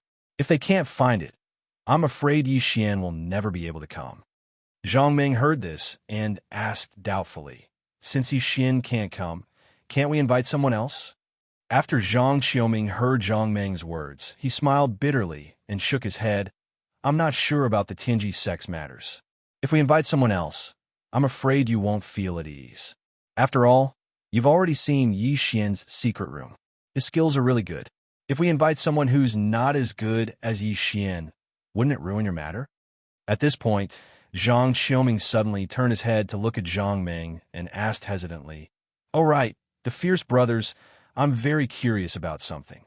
Logically speaking, no one should be able to discover our secret room. But how did you find it? The Fierce Brothers, can you tell me the reason?" When Zhang Meng heard this, he was stunned. How should he answer? The construction of Zhang Xiaoming's secret chamber was indeed brilliant. If Zhang Meng only relied on his eyes to observe, it was absolutely impossible for him to find the entrance to the secret chamber. It was precisely because the secret room was built too tightly that Zhang Ming decided to let Zhang Qiuming invite Yi Xian to build an auction house for him. Zhang Ming was sure that unless someone had the same ability as him, they would not be able to find the entrance to the secret room. What Zhang Qiuming said made a lot of sense. If they were to invite someone else, and the person's skills were not as good as Yi Xian's, then it would be really bad. Zhang Ming was preparing to build a super auction house in MT Shuangniu. If it were to be built by a mediocre person, Zhang Ming was really afraid that it would affect his own plans. Zhang Ming thought for a while, then said slowly, "You won't understand how I found out about the secret room even if I told you. In short, I can tell you that other than me, no one else should be able to find the entrance to your secret room. You can rest assured about this." At this point, Zhang Ming paused for a while before continuing. "In that case, we'll invite Yi Xian to build an auction house for us." At this point, Zhang Ming paused for a while before continuing to ask, "Then, is there any way to solve the other problem?" After hearing Zhang Ming's words, Zhang Qiuming was slightly relieved. Since it was not a problem with the construction of the secret room, it did not matter. After all, even if they knew the entrance to the secret room, it was useless. They still needed the key. In the face of Zhang Ming's other problem, Zhang Qiuming smiled bitterly and shook his head again. "There's no way. There's also no way to solve the other problem. Kikyaman has very few people to begin with, and this time, they're facing a huge army of Taiyangolmen. Therefore, they need to do their best to overcome this difficulty." At this point, Zhang Qiuming's tone became more serious. He continued, "It's said that there's a bet between the two sides. If the Taiyangolmen lose, they'll give their sect's treasure, the cauldron of heaven and earth, to Kikyaman. If Kikyaman loses, the entire sect will disappear. They'll submit to the Taiyangolmen and become a subsidiary of the Taiyangolmen." After hearing Zhang Qiuming's words, Zhang Ming secretly shook his head. The bet between the two sides was too big. Although Zhang Ming had never seen the cauldron of heaven and earth before, it was definitely not an ordinary item if it could become the Taiyangolmen's treasure. On the other hand, if the Seven Skills sect lost, the wager would be their own sect. The competition between the two sides had reached a point where it would not end until one side was dead. It was almost impossible to resolve the situation. At this thought, Zhang Ming asked, "If that's the case, can we ask the Taiyangolmen to make the equipment for us? After all, although the Taiyangolmen have to give up their treasure for this bet, the entire sect will not suffer any losses. It shouldn't be a problem if they send someone over." Zhang Ming had his reasons for saying this. The Taiyangolmen were a large sect and were famous for their equipment. There was no reason why they couldn't send someone to make the black feather cloak for them. When Zhang Qiuming heard this, he shook his head again. "The Fierce Brothers, you don't understand the situation. Although the Taiyangolmen are also famous for their equipment, they're different from Kikyaman. They mainly make equipment made of iron or equipment with attributes. On the other hand, the Qiqiao sect mainly forges soft armor and other similar equipment. For example, they sew cotton armor or leather armor." At this point, Zhang Qiuming paused for a moment before continuing. "It is precisely because the two sects make different items that they have differences in opinion. On the other hand, the Taiyangolmen always wanted to take Kikyaman under their wing to make up for the shortcomings of their own sect. Kikyaman naturally didn't want to belong to anyone else. Because of this difference in opinion, the two sects had a continuous conflict." After listening to Zhang Qiuming's words, Zhang Ming could not help but laugh bitterly. The person he wanted to find could not be replaced even if he wanted to. Yi Xian had great skills, and building an auction house for him was the best choice. If he invited someone else, Zhang Ming was afraid that his skills would not be good enough. After listening to Zhang Qiuming's explanation about the black feather cloak, Zhang Ming naturally would not invite the Taiyangolmen over. Thinking about it this way, it was understandable that Zhang Qiuming did not invite anyone over this time. When Zhang Qiuming saw Zhang Ming lowering his head and thinking, he could not help but persuade him again. "The Fierce Brothers, why don't you wait until they are done with their business? It shouldn't be too late to invite them over then." After listening to Zhang Qiuming's words, Zhang Ming thought that Zhang Xiaoming's words made sense. After a period of time, he believed that the two sects would be done with their business. At that time, he would naturally be able to invite them over. However, he was not willing to wait. Everything had been prepared. How could it be delayed because of these two people? Thinking of this, Zhang Ming raised his head and looked at Zhang Xiaoming. He asked with a smile, "It's useless for us to talk here. Why don't we personally go and see what's going on over there? If we can help them, we should help them. This way, it should be much faster." Zhang Xiaoming heard this and shook his head. "We can't help them with their business."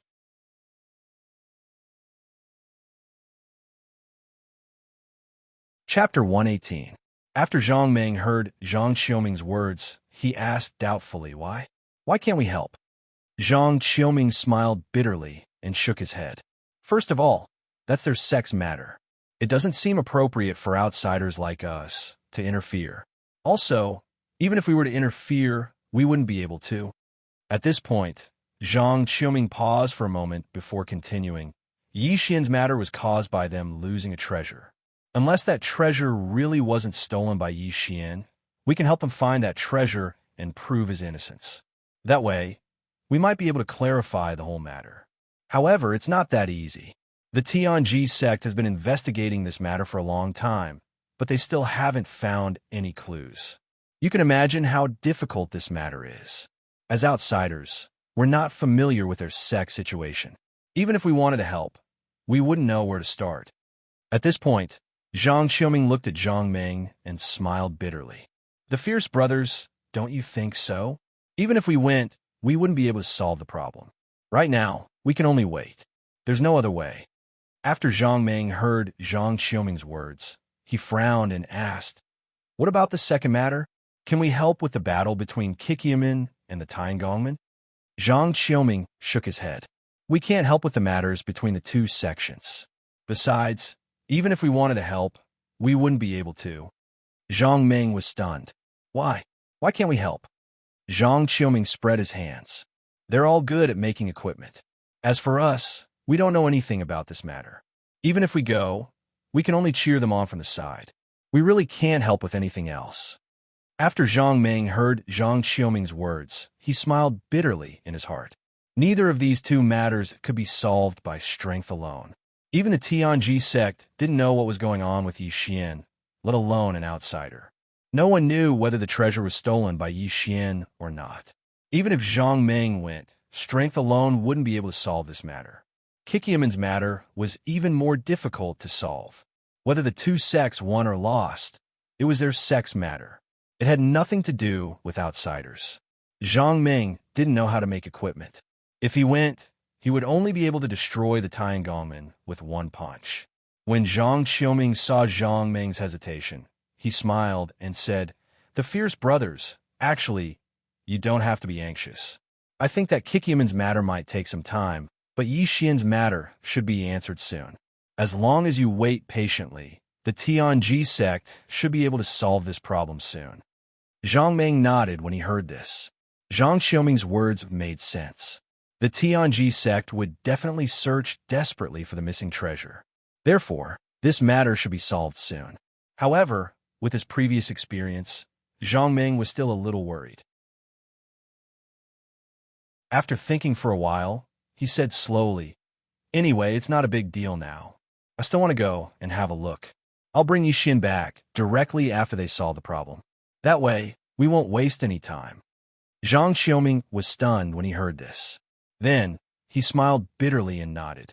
"All right then. In that case, I'll accompany the fierce brothers. I'll also go to Fan Gongzi's place and get my black feather cloak back." Zhang Ming nodded. "In that case, let's go together." Since they were going to the south region, Zhang Ming didn't delay.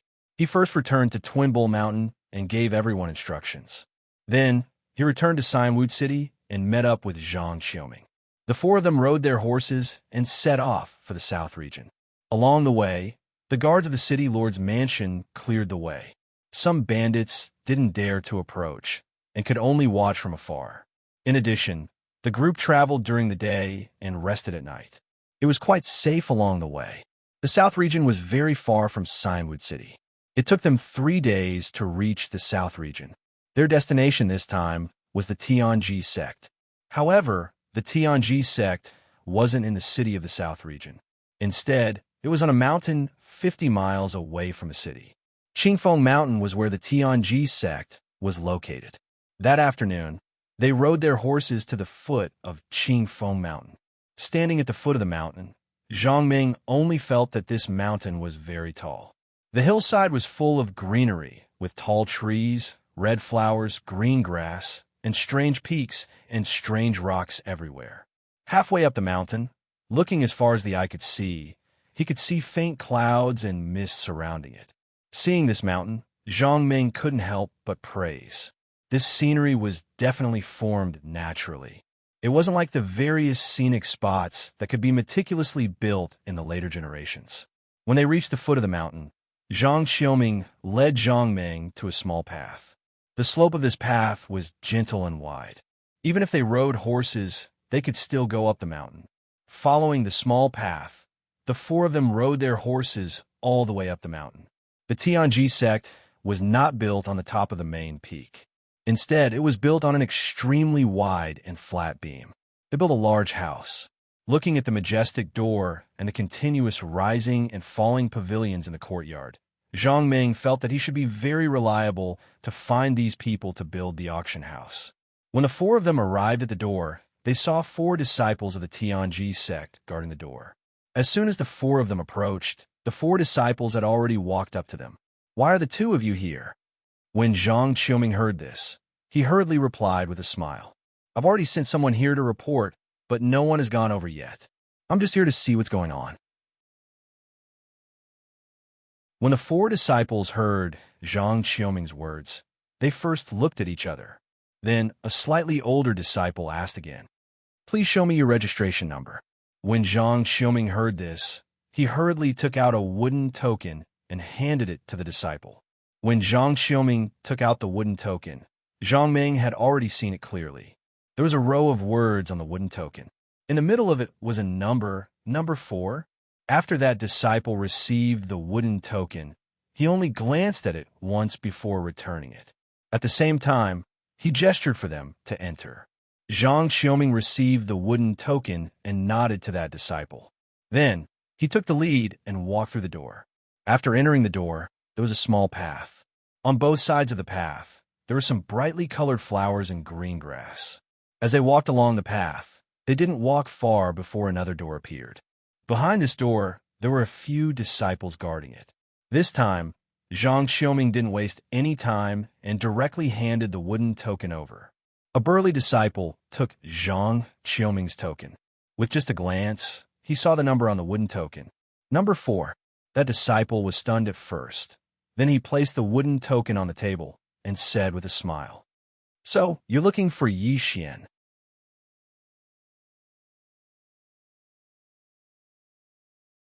Chapter 119. South County Branch of the Tianji Sect. Branch Leader Sun Xinjing. Sun Xinjing took in 8 disciples. First disciple, LV Wenkong. Second disciple, Tang Jianan. Third disciple, Zhang Leji. Fourth disciple, Yi Xian. Fifth disciple, Bai Jianmu. Sixth disciple, Lu Huarong. Seventh disciple, Mei Guangji. Eighth disciple, Li Shuyan. The disciple who took Zhang Qiuming's wooden token looked at Zhang Qiuming and said with a smile, "Junior Master, Yi has something to do now, and it's not convenient for him to go out. If possible, you can choose someone else, and we can bring you there immediately." Zhang Qiuming was about to speak when another disciple came up to him with a smile. "Young Master, Junior Master, Yi has something to do, and I'm afraid he won't be able to build mechanisms for others in the future. If you don't mind, you can ask my master to build mechanisms for you." Zhang Qiuming was stunned and asked curiously, "Your master is..." After hearing Zhang Qiuming's words, the disciple hurriedly said, "My master is rank 3rd, and his junior master Ye's 3rd senior brother." Zhang Qiuming nodded and turned to look at Zhang Ming. He asked with a smile, "The fierce brothers, what do you mean?" Zhang Ming shook his head. "Since you said that Yi Xian's skills are better, we'd better look for him." After hearing Zhang Ming's words, the disciple's smile froze on his face. After a while, he said resentfully, "Young master, Junior Master Yi is in big trouble. I'm afraid you won't be able to see him. Zhang Ming was stunned. Why? The disciple explained. Junior Master Yi has been locked up in the Repentance Pavilion. Even if he wants to come out, he can't. Zhang Ming heard this. What is the Repentance Pavilion? The disciple smiled and explained, of course, it's prepared for those disciples who have made mistakes. Zhang Ming thought for a moment and then asked slowly, Can I meet Yi Xian? The disciple shook his head. That's impossible. Unless the branch leader says so, it's impossible to enter the Repentance Pavilion. Zhang Ming said, Then can I meet your branch leader? That disciple was stunned when he heard that. Then, he said, How could our branch master be someone you can meet just because you want to? You have to make an appointment first. Only after our branch master agrees can you meet him. Zhang Ming asked, Is there any way for me to ask for your help? The disciple shook his head. No, there's no other way. At this point, the disciple paused for a moment before continuing. Of course, there are exceptions. If the project is really huge, you can also receive the branch master personally. After Zhang Ming listened to the disciple's words, he nodded and said, That's good. Go and inform them. You can make the decision. Tell them that there's a big deal coming.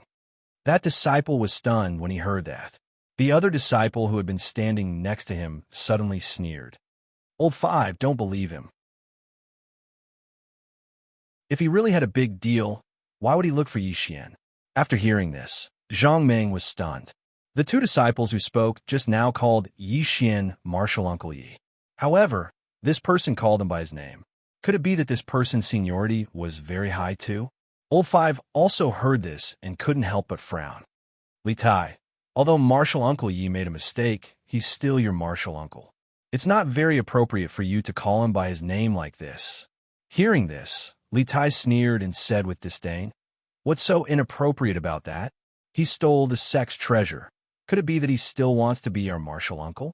In my opinion, it won't be long before he is expelled from the sect.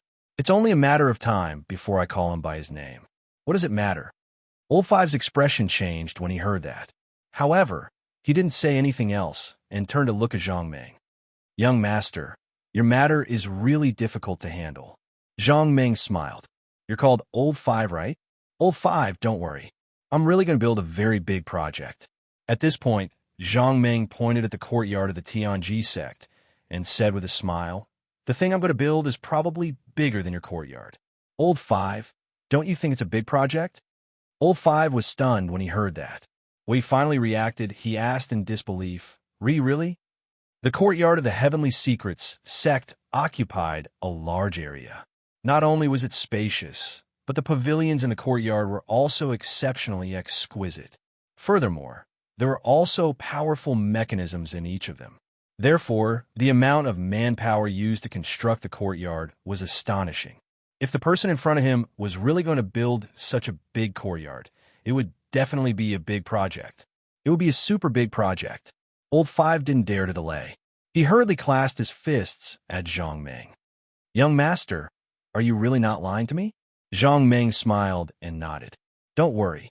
I definitely won't lie to you. Old Five looked at Zhang Ming's smile and felt that it wasn't fake. He decided that regardless of whether this was true or not, he would report this matter first. Even if the person in front of him was lying, it was still better than messing things up.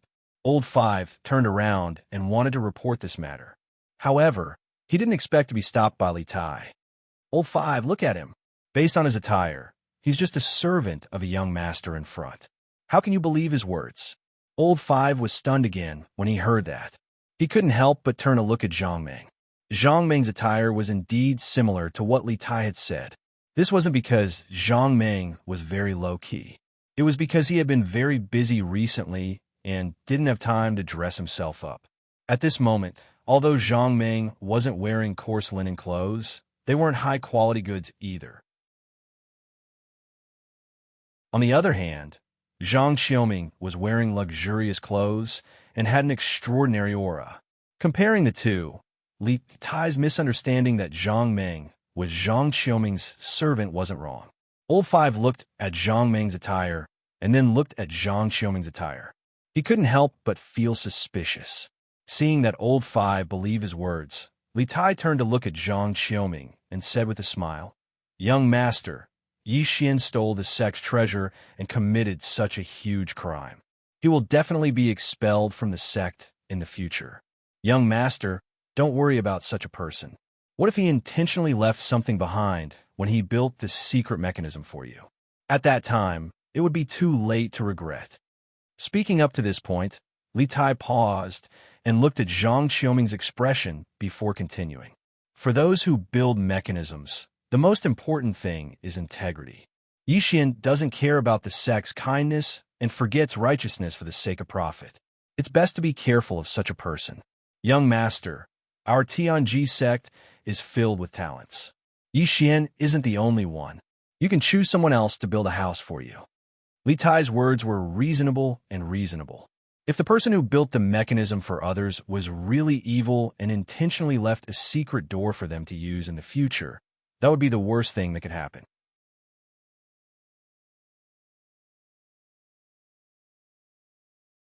Chapter 120. After hearing Li Tai's words, Zhang Ming also began to hesitate. If Yi Xian really did steal from the sect like Li Tai said, then no matter what the reason was, it was unforgivable. As a machine engineer, one had to abide by the ethics of the profession. Being a good person was a basic requirement.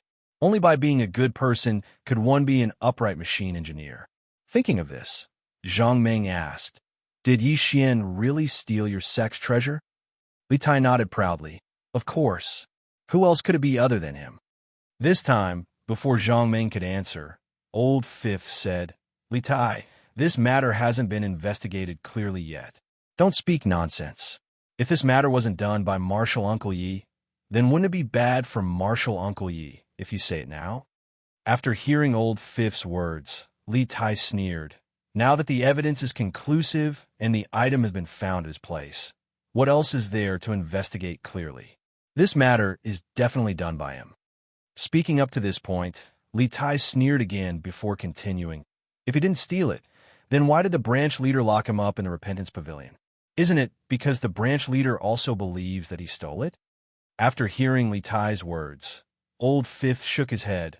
"Li Tai, the reason why we locked Martial Uncle Yi up in the Repentance Pavilion is because we haven't caught the real thief yet. It doesn't necessarily mean that Martial Uncle Yi is the thief." Li Tai turned his head to look at Old Fifth and sneered. "Old Fifth, you're speaking up for Yi Xian like this. Does it mean that when he stole the treasure, you also benefited from it?" After hearing Li Tai's words, Old Fifth's face immediately flushed red. He loudly defended himself. "Li Tai, don't talk nonsense. What does this have to do with me?" Li Tai snorted coldly. "It doesn't have anything to do with you? If it doesn't have anything to do with you, then why are you speaking up for Yi Xian?"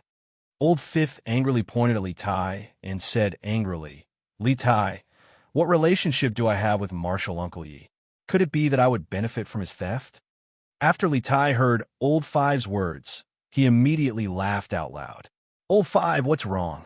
You're starting to accuse him of stealing? I'm not the only one saying this." Old Fifth was obviously not Li Tai's opponent. He was rendered speechless by Li Tai's words. He could only stammer in anger, but he couldn't say anything. Just at this moment, an older disciple by the fifth brother's side came to his side. Looking at Li Tai, he angrily said, "Li Tai, don't go too far. Who here doesn't know that your master doesn't get along with Martial Uncle Yi? It's fine that you're trying to sow discord between them, but Martial Uncle Yi is still your martial uncle. Moreover, he hasn't been expelled from the sect like you said, so he's still your martial uncle. Right now, you're directly calling him by his name in public. If the branch leader finds out, I'm afraid you won't be able to get any benefits." After hearing this, Li Tai's expression changed. He turned to look at the young man and said angrily, "Han Jiqing, don't meddle in my affairs. It's not your turn to speak here." After saying this, Li Tai turned to look at Old Fifth. He sneered and said, "Old Fifth, I'm talking to you. Don't tell me that your junior brother is interrupting us. Shouldn't you take care of him? Don't tell me you have to wait for Master to say something before you take care of him." Old Fifth was stunned when he heard this, but he immediately reacted.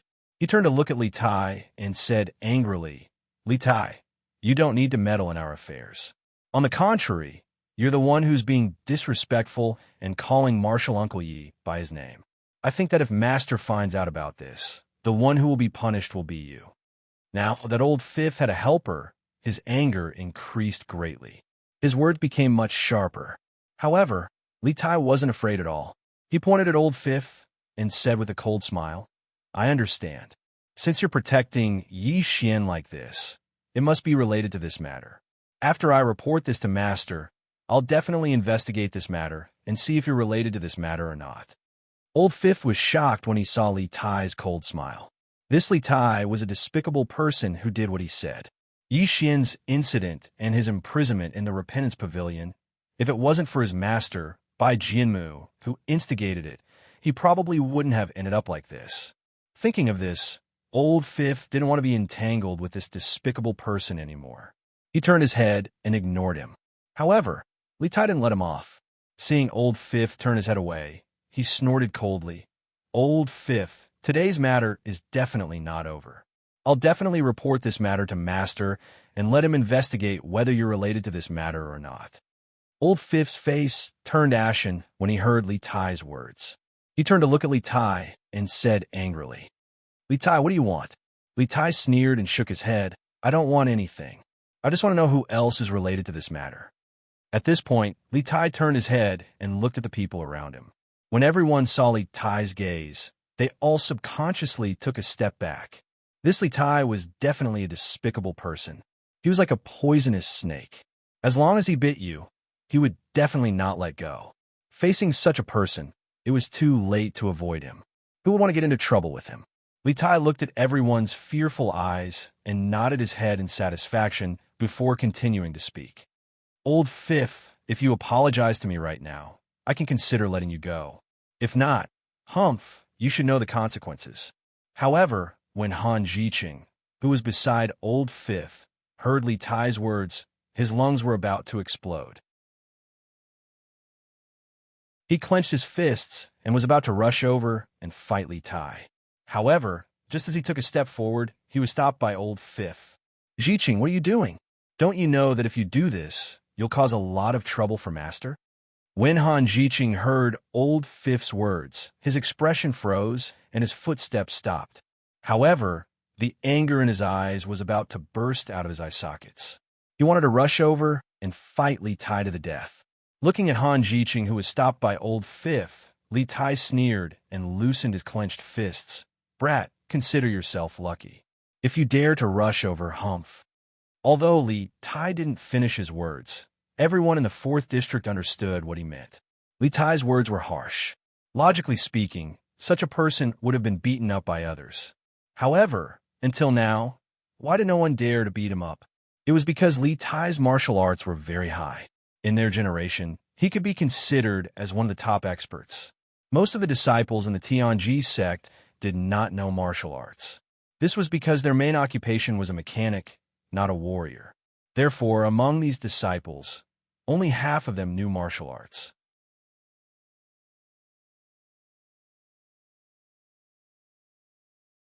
Chapter 121. Han Jiqing was just an ordinary young man. He just joined the sect and didn't know any martial arts. If he had rushed over to fight Li Tai, he would have died miserably. Li Tai sneered when he saw Old Five holding Han Jiqing back. "Old Five, apologize to me now. If you don't, we'll see what happens." Old Five's face turned green when he heard Li Tai's words. Old Five had been in the Sky Fortune sect for a long time, so he knew Li Tai's character. Li Tai might not do other things, but he was definitely capable of doing things that would harm others. Although Li Tai's martial arts were high, Old Five wasn't weak either. However, this wasn't a matter of martial arts. If Li Tai really said that he had something to do with Yi Xian's matter at this critical juncture, he would not be the only one who would be implicated. He was afraid that even his master would be implicated. If there were any unforeseen circumstances, wouldn't Master be harmed as well? Because of this, Old Five didn't dare to do anything to Li Tai. If he touched Li Tai's finger today, then he would get endless revenge. Looking at Li Tai's proud smile, Old Five felt bitter. He wanted to ignore this guy, but Li Tai didn't want to let him go. In order not to implicate the sect, Old Five suddenly gritted his teeth and looked up at Li Tai. He said bitterly, "Li Tai, what happened just now?" Before Old Five could finish his words, a strange scene suddenly appeared. Li Tai didn't wait for Old Five to finish and knelt down. Yes, Li Tai knelt down in front of Old Five. Seeing this, Old Five's eyes widened. He couldn't believe what he was seeing. He wasn't the only one who couldn't believe it. Everyone around him couldn't believe it. A villain like Li Tai knelt down in front of others. What was going on? Everyone looked at Li Tai in confusion. They were all wondering why Li Tai would do such a thing. In fact, they didn't know why Li Tai would do such a thing. Even Li Tai himself was confused. Just now, when Li Tai saw that Old Fifth was going to apologize to him, he felt a burst of pride in his heart. Just when he wanted to take the opportunity to teach Old Fifth a few words, he suddenly felt his knees go soft. His entire body suddenly couldn't stand, and he involuntarily knelt in front of Old Fifth.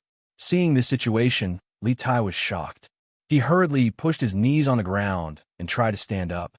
However, he did not expect that although he wanted to exert strength on his legs, he could not exert any strength on his knees. No matter how hard Li Tai tried to stand up, it was a pity that his knees were unable to exert any strength. At this time, Li Tai already knew that things were not good. This time, he had lost a lot of face. If he continued to kneel like this, Li Tai would have the heart to die. Since he couldn't stand up, then he might as well lie down. Thinking of this, Li Tai tilted his body and wanted to lie down. However, he did not expect that just as his body leaned to the side, he felt his shoulder being grabbed by someone.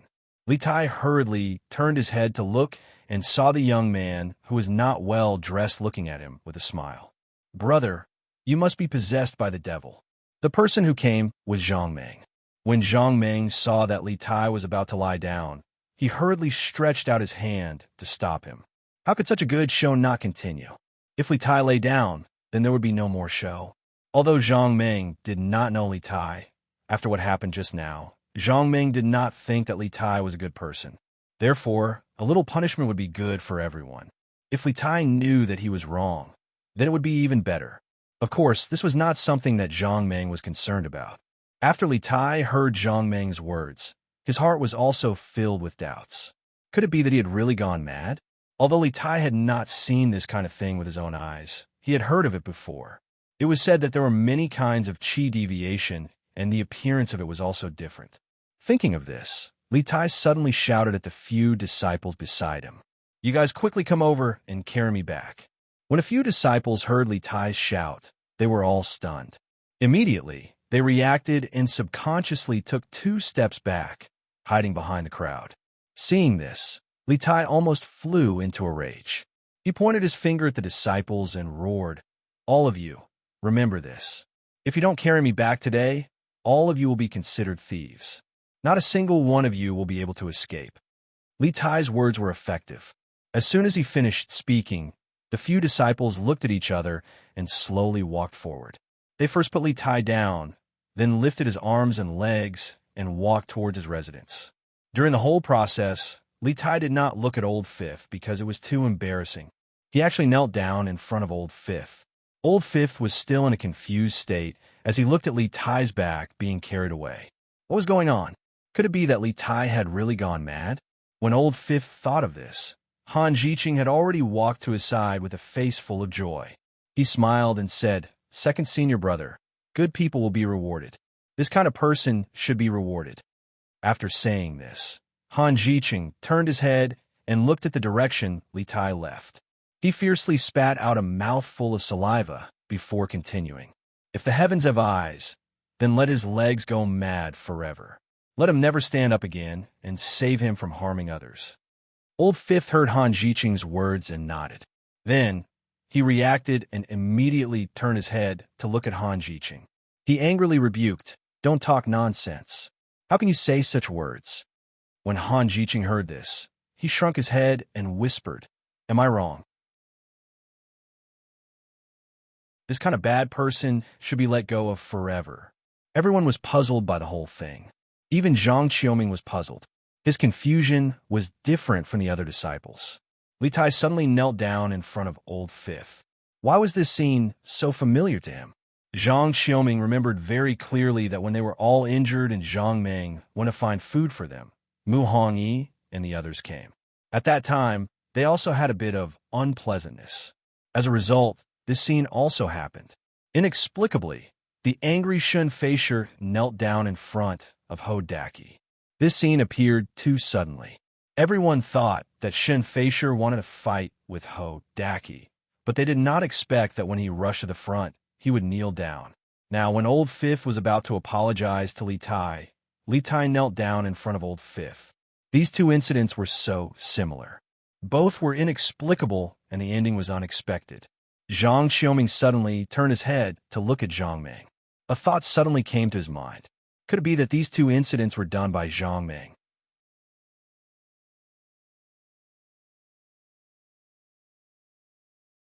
Chapter 122. Seeing Li Tai being carried away by the crowd, Zhang Meng walked to Old Fifth's side, patted his shoulder, and asked with a smile. Then, this annoying fellow left. This time, you can bring me to see your branch master, right? Old Fifth thought for a while and shook his head. Not yet. I have to report to the leader and see if he has time to see you. Zhang Meng nodded. Then go and report to him. After Old Fifth heard Zhang Meng's words, he quickly turned to Han Jiqing and said, Go to the leader now and ask for his permission. Hearing this, Han Jiqing hurriedly nodded in agreement, turned around, and ran inside. Before he could run far, Zhang Meng shouted again, Don't forget to tell your leader that there's a big deal coming. Old Fifth looked at Zhang Meng doubtfully and asked hesitantly as he looked at Han Jiqing's back, Young master, do you really want to build a big woolen house? You're not lying to me, right? Zhang Meng smiled and shook his head. Don't worry, I won't lie to you. Zhang Meng paused for a moment before looking in the direction that Li Tai had left in and asked, Just now I saw that Li Tai didn't seem to get along with Yi Xian. Is there something going on? Old Fifth shook his head. It's nothing. It's not a big deal. Zhang Meng didn't continue to ask since Old Fifth didn't want to talk about it. After all, it was their sex business, and they had no obligation to tell him. Thinking of this, Zhang Meng asked again, By the way, what's the repentance pavilion you were talking about? Old Fifth heard Zhang Meng's question and hesitated for a while before answering. The repentance pavilion is used to punish sect disciples. Zhang Meng asked, Is the repentance pavilion very dangerous? Old Fifth nodded. It's not dangerous, it's just that. At this point, Old Fifth hesitated for a moment, then stopped talking and didn't say anything else. Zhang Meng was curious. If it's not dangerous, why do you look so pale? Old Fifth smiled. It's nothing. The repentance pavilion is just a secret room.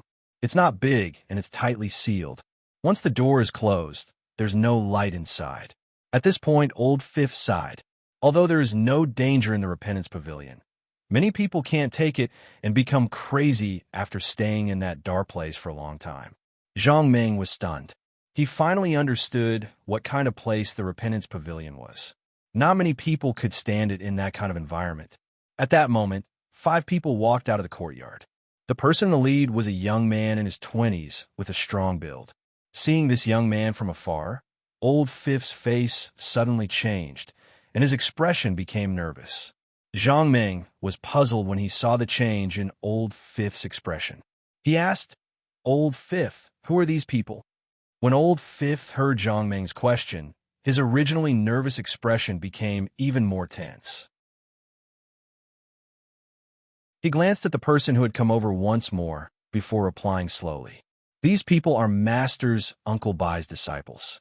The young man in the lead is Master's Uncle Bai's eldest disciple, Han Lin. At this point, Old Fifth lowered his voice and continued. Han Lin is the #1 expert of our younger generation. It is precisely because of this that Li Tai is so arrogant. Zhang Meng nodded and asked, That senior Uncle Bai of yours, from what you said, doesn't seem to be on good terms with Yi Xian. Old Fifth heard Zhang Meng's words, and his face changed. However, he couldn't talk about the things between them behind their backs. He could only shake his head and smile bitterly. I don't know either. Although he didn't hear Old Fifth's exact answer, Zhang Meng could guess from Old Fifth's tone that Yi Xian and Master's Uncle Bai didn't drink. However, As a disciple of the same generation, Old Fifth couldn't say anything bad about the previous generation. While the two were talking, Han Lin had already brought a few of his juniors to Old Fifth.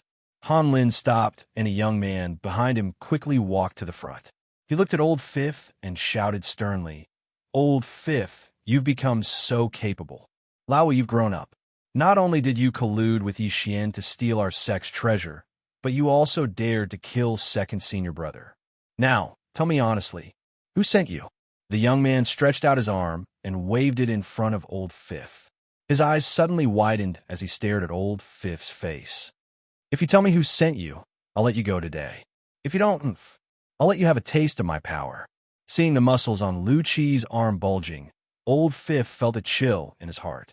Although Lu Qi's martial arts were not very good, he was vicious. In the entire South County branch, no one was willing to provoke him. Most importantly, Old Fifth's martial arts were not very good either. In the end, he might not even be as good as Lu Qi's martial arts. Old Fifth turned his head to look beside him. There was no one left. All the disciples of the South County branch would take turns to guard the gate. On one hand, they would protect the safety of the sect. On the other hand, they could also receive guests. Sun Xinjing had a total of 8 disciples. He sent 6 disciples to guard the gate, while the other 2 disciples guarded the safety of the courtyard. These 6 disciples were divided into 2 groups and took turns to guard the gate. The disciples on duty today were the disciples of the 3rd disciple, Zhang Leji, the 5th disciple, Bai Jianmu, and the 6th disciple, Lu Huaro. Zhang Leji's disciples sent Old Fifth and Han Jiqing. Bai Jianmu's disciples sent Li Tai and another disciple. Lu Huarong's 2 disciples had already carried Li Rong back. Only Han Jiqing was left. He also went to the courtyard to report. Old Fifth was the only one left at the gate. However, Han Lin had brought 4 of his junior brothers over. Lu Qi's expression changed when he saw that OL5 didn't answer his question. His raised arm suddenly dropped down and rested on OL5's shoulder. At the same time, he stared at OL5 with a pair of cold eyes and asked word by word, "Old Fifth, are you going to tell me or not?" Faced with Lu Qi's threatening words, Old Fifth's forehead began to sweat. Old Fifth knew that he was facing a big choice. Although what happened just now was very strange, Old Fifth still believed that it was because Li Tai went berserk while cultivating. Otherwise, it would be impossible to plot against Li Tai in front of so many people. Old Fifth calmed down a little and struggled to break free from Lu Qi's hand. He took a few steps back and said loudly, "Everyone saw it. Everyone saw what happened just now. It's obvious that Li Tai's cultivation went berserk. What does it have to do with me? Why don't you ask others and see if they know?"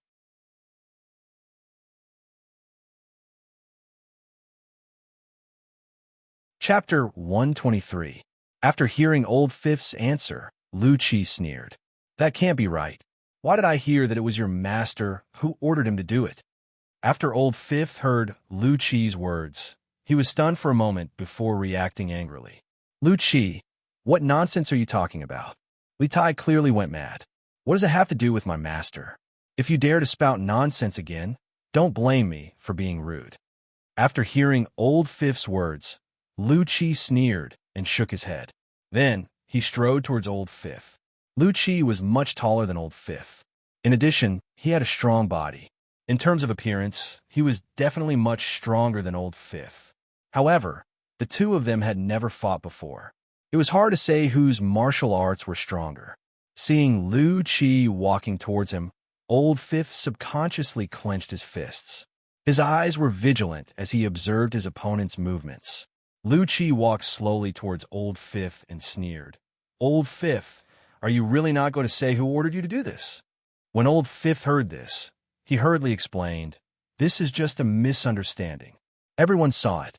Li Tai became like that because he went mad." When Lu Qi heard this, he snorted coldly and shouted sternly, "Old Fifth, since you are so stubborn, don't blame me for being rude." After saying this, Lu Qi suddenly growled. He raised his fist that he had long prepared and punched towards Old Fifth's face. When Old Fifth saw this, he hurriedly dodged this heavy blow. Just as he was about to explain again, he saw that Lu Qi's other fist had already turned into an uppercut and was coming towards his side. When Old Fifth saw Lu Qi's punch, he had a bad feeling.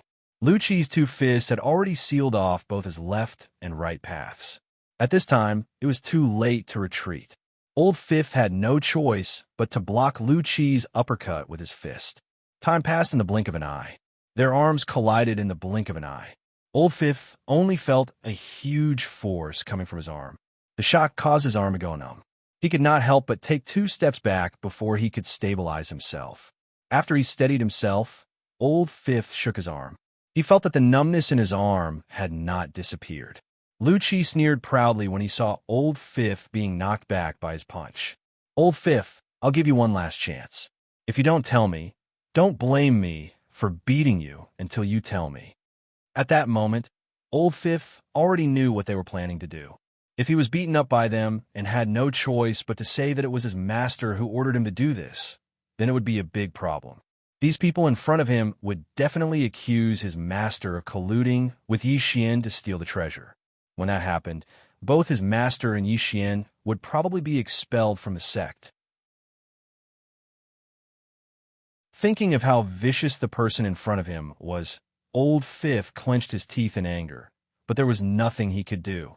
He could barely handle Zhang Qi alone, not to mention the fact that Han Lin was standing behind Zhang Qi. Seeing that Old Fifth did not speak, Zhang Qi suddenly roared. He waved his fists and smashed them toward Old Fifth.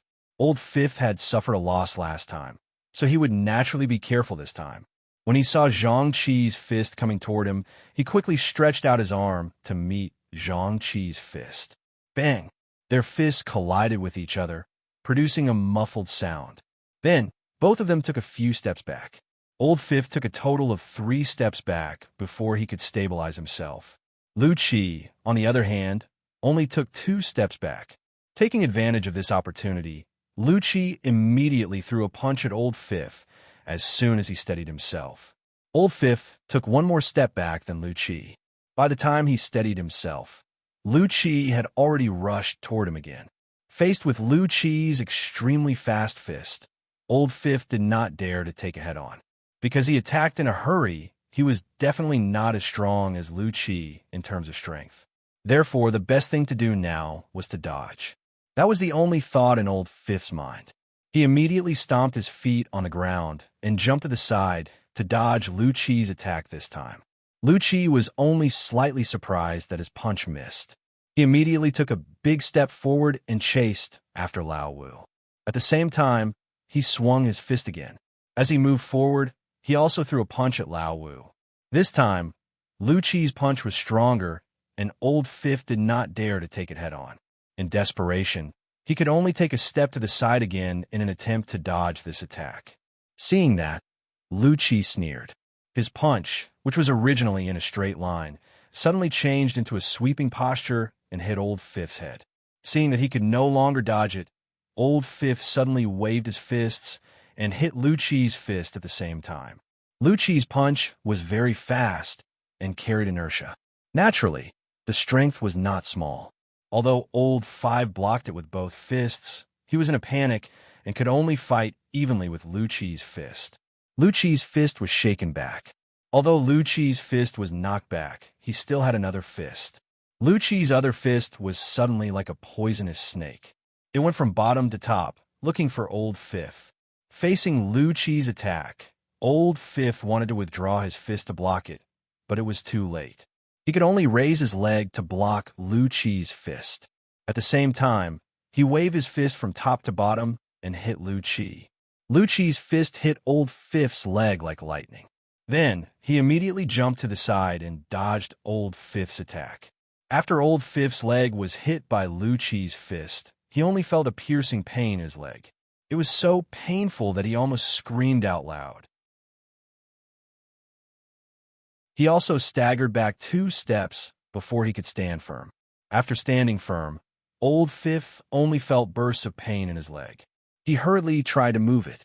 When he felt that his bones were fine, and he only suffered some external injuries, he was slightly relieved. Looking at Lu Qi, who was rushing over again, Old Fifth frowned and decided to change his tactics. If he let Lu Qi continue to chase him like this, he was afraid that Lu Qi would hit his vital points one at a time. Thinking of this, Old Fifth suddenly roared when Lu Qi was just in front of him. Then he somersaulted in the air and dodged Lu Qi's attack. When Old Fifth's body completely turned around in the air, he immediately waved his fist and hit Lu Qi from top to bottom. Although Lu Qi's strength was slightly greater than Old Fifth's, he didn't dare to take Old Fifth's punch head-on. He could only use the momentum of his forward charge to continue forward and dodge Old Fifth's attack. Old Fifth's punch missed. His body somersaulted again and landed on the ground. This round, the two of them were evenly matched. They did not even touch each other's fists. Looking at Old Fifth, who was standing on the side, Lu Qi was suddenly furious. He did not expect Old Fifth to be so difficult to deal with. He originally thought that he could defeat his opponent with a few punches and kicks, but it took him so long.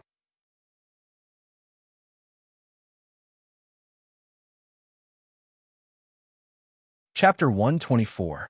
Seeing that he couldn't take down Old Fifth in such a short time, Lu Qi was furious. He gritted his teeth and decided to give Old Fifth a taste of his own medicine. Thinking of this, Lu Qi didn't hold back anymore. He snorted coldly and took a step forward. Then, he took a deep breath and threw a punch at Old Fifth's face again. The speed of this punch was clearly much faster than the previous one. Old Fifth didn't dare to be careless when he saw this, but he didn't dare to dodge either. This was because as long as he dodged, Lu Qi would definitely launch an endless stream of attacks to chase after him. Therefore, he had to block it. Old Fifth saw that Lu Qi's fist wasn't far away. He hurriedly waved his arm to meet Lu Qi's arm, wanting to block his attack. However, Lu Qi snorted coldly. Just as the two fists were about to collide, he suddenly retracted his hand like lightning. Then, he quickly threw another punch at Old Fifth. Old Fifth hurriedly stretched out his other hand to block his enemy's attack. At this time, the two were not far away. Seeing that his attack was blocked, Lu Qi retracted his hand to dodge Old Fifth's interception and attacked again. Old Fifth hurriedly blocked with his hand. The two were too close, and it was too late to change his move. Their arms suddenly collided, and their bodies swayed. Lu Qi took advantage of this moment to throw another punch. Old Fifth wanted to block it again, but it was too late. He could only grit his teeth and take Lu Qi's punch head-on. The strength of Lu Qi's punch was not small. After Old Fifth was hit, he immediately let out a scream and took 2 steps back. Lu Qi didn't let him go. Seeing that Old Fifth was retreating, he didn't plan to let him go. He also took 2 steps forward and quickly chased after him. At the same time, he threw another punch at Old Fifth. Old Fifth was already unsteady from Lu Qi's attack. Seeing that Lu Qi's fist was coming again, he had no choice but to raise his arm and fight in panic. Seeing this, Lu Qi sneered. He didn't dodge his fist. Instead, he increased the momentum of his fist and threw it at Old Fifth like lightning. Just as their fists collided, OL5 felt a huge force coming from his opponent's fist. It shook him so much that he lost his balance and stumbled a few steps back. Lu Qi had the upper hand and was unwilling to let go. Seeing that Lao Wu's body was unstable, how could he let go of such a good opportunity? Lu Qi did not stop. As Old Fifth retreated, he quickly took a few steps forward and caught up with Old Fifth again. He punched out with both fists at the same time, preparing to completely knock Old Fifth down this time. Although Old Fifth did not have a lot of combat experience, when he saw that the enemy's fist was powerful, he panicked and fought back. He knew that he would not be able to block it. Thinking of this, Old Fifth's body suddenly bent to the side and rolled away, dodging Lu Qi's attack. Seeing OL5 rolling away on the ground, Lu Qi was stunned for a moment. Then, a sinister smile appeared on his face. He stomped hard on the ground with both feet and suddenly jumped up. The place where he landed was exactly OL5. Old Fifth's expression changed drastically when he saw Lu Qi jump up. If Lu Qi's huge body fell on him, he would definitely end up with broken bones and tendons. Thinking of this, Old Fifth did not dare to be negligent. He hurriedly exerted force and rolled to the side again. After Lu Chi fell from the sky, he missed his step. He only snorted coldly and jumped up again to stomp on Old Fifth. Lu Chi was very fast. Almost as soon as he missed, he immediately jumped up and continued to stomp on Old Fifth. The situation was critical. Old Fifth did not even have time to stand up. He could only roll around on the ground to avoid Lu Chi's attack. Han Lin, who had been watching the battle from the side, frowned when he saw this situation. Seeing that Lu Chi could not take down Old Fifth, he suddenly shouted in a low voice, "All of you stop." After hearing Han Lin's words, Lu Chi saw that he could not take down Old Fifth in a short time. He could only curse angrily and return to Han Lin's side. Taking advantage of the fact that Lu Chi stopped attacking him, Old Fifth hurriedly stood up and wiped the cold sweat on his forehead. Seeing that Old Fifth had stood up, Han Lin slowly walked over to him. When he came in front of Old Fifth, Han Lin asked faintly, "Old Fifth, what do you think of the matter just now?" Old Fifth was stunned when he heard this. Then, he said angrily, "How can this do? This matter clearly has nothing to do with us. Why do you want us to admit it?" Han Lin did not wait for Old Fifth to finish speaking. He immediately waved his hand and interrupted him. He asked impatiently, "Old Fifth, I'm not asking for your opinion. I want to ask you, do you admit it or not?" After Old Fifth heard Han Lin's words, he subconsciously took 2 steps back to put some distance between him and Han Lin. Then someone said, "This matter has nothing to do with us. I won't admit it." After Old Fifth finished speaking, Han Lin frowned again and asked coldly, "Old Fifth, I'll ask you one last time. If you don't admit it, don't blame me for being rude." When Old Fifth heard Han Lin's cold words, he could not help but feel a chill in his heart. Cold sweat appeared on his forehead again.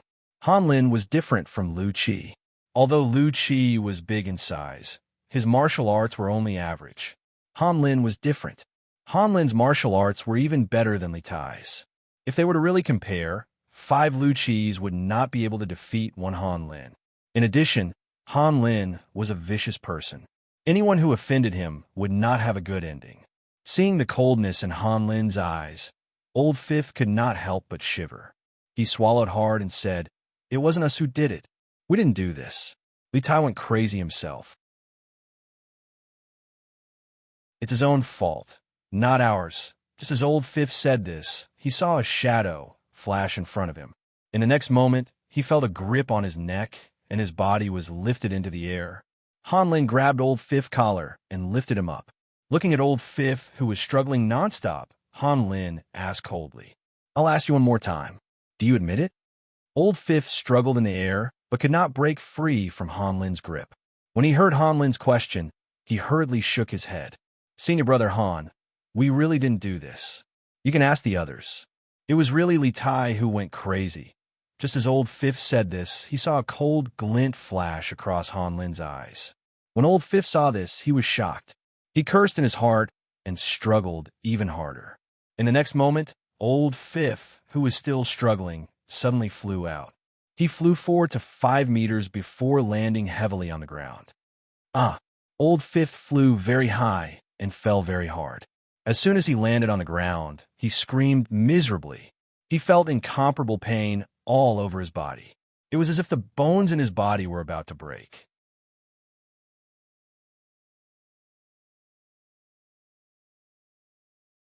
Chapter 125.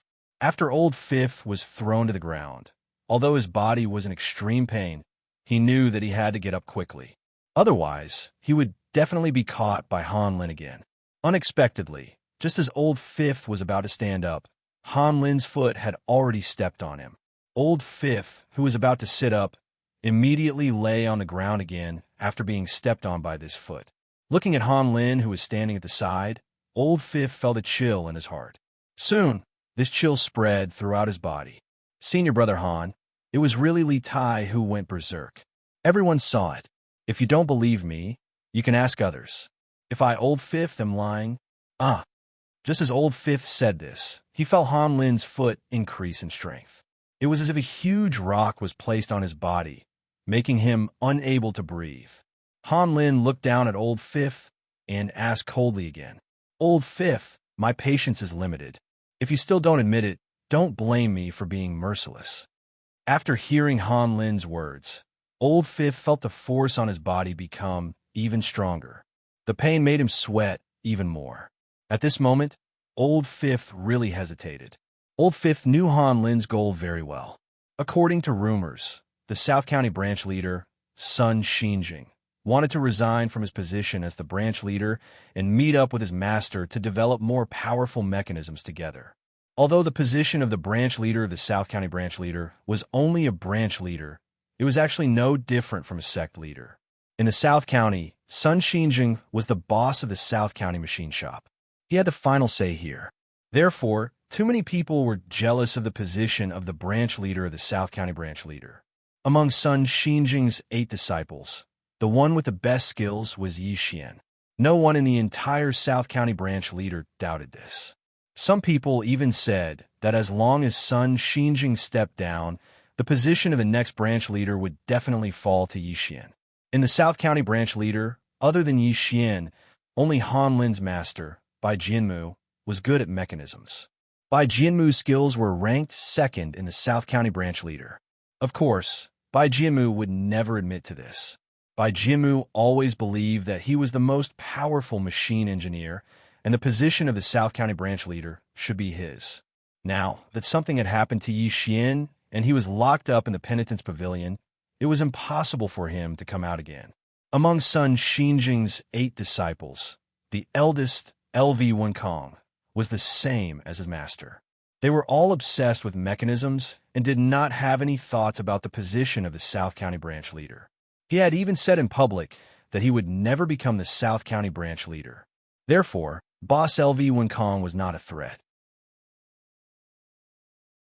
Although the second brother, Tang Jinan, was ranked high among his fellow disciples, he was not very skilled in terms of skills. Therefore, he was not a big threat. The third disciple, Zhang Leji, was the master of the 5th disciple in Han Jiqing. He could be considered the third person in the South County branch. In addition, he was a gentle person, so he won the praise of the disciples. If Bai Jianmu wanted to be the South County branch leader, Yi Xian would be the greatest threat. The second person would be the 5th disciple's master, Zhang Leji. As for the 3 people ranked behind Bai Jianmu, they were not much of a threat. The 8th disciple, Li Shuiyin, was a woman in her 20s. In addition, she had not been in the sect for long. In Bai Jianmu's eyes, she was not a threat. The 7th disciple, Mei Guangji, had a good relationship with Yi Xian. He did not put on airs and was quite popular. However, his skills were not very good, so he was not a threat. The 7th disciple, Lu Huarong, was an introverted person. Although his skills were on par with Zhang Leji, he did not interact much with outsiders. In Bai Jianmu's eyes, such a person was naturally not a threat. In this way, the people who posed the greatest threat to him were Yi Xian and Zhang Leji. Yi Xian was locked up in the Repent Pavilion. It was impossible for him to compete with Bai Jianmu for the position of the South County branch leader. In this way, as long as Zhang Leji fell, the position of the South County branch leader would definitely fall on Bai Jianmu's head. Bai Jianmu wanted to be the branch leader. As his disciples, Han Lin, Li Tai, and the others naturally knew very well. As long as their master became the branch leader, not to mention the other benefits, in the future, everyone would also have the chance to be the branch leader. If someone else became the branch leader, Han Lin, Li Tai, and the others would not have the chance to become the branch leader, no matter how hard they worked. Therefore, Bai Jianmu and the others were of one mind. They had to become the branch leader. No matter what method they used, as long as they became the branch leader, they would dare to do it. Originally, the small quarrel between Li Tai and Old Fifth was not a big deal between fellow disciples. Everyone just laughed and laughed it off. However, Li Tai had another goal. He wanted to drag the 5th disciple's master, Zhang Leji, down with him. Therefore, Li Tai deliberately provoked the 5th disciple so that he could take the opportunity to make things difficult for him. However, he did not expect that at the critical moment, such a thing would happen. Li Tai knelt down in front of the 5th disciple. He knelt down for no reason. When Li Tai was carried back, Han Lin was also there. When he saw this situation, he was shocked at first. Then he was overjoyed. This was really a good opportunity. Then, Han Lin did not delay and immediately led a few of his junior brothers to find trouble with the fifth disciple. Han Lin wanted the fifth disciple to say that this matter was ordered by his master. As long as this matter was successful, then there would be a chance to get rid of Zhang Leji. As long as Zhang Leji fell, everything would be done.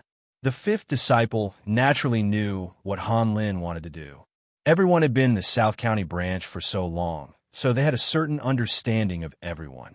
This time, Yi Xian was locked up in the Regret Pavilion. The reason was that he had stolen the sex treasure. Although everyone said so, there were still many people who doubted the truth of this matter. Everyone knew Yi Xian's character very well. He was a very upright person. Of course, no one dared to say that an upright person would definitely not make mistakes. No matter how upright a person was, there would be people who would do bad things under great benefits. The fifth disciple doubted the truth of this matter. Yi Xian was Sun Xinjing's favorite disciple. If there were no accidents, he would be the next leader of the South County branch. Logically speaking, there was no need for Yi Xian to steal the sex treasure. Sun Xinjing had already said that he would soon step down from his position as the leader and look for his teacher to study the mechanism technique together.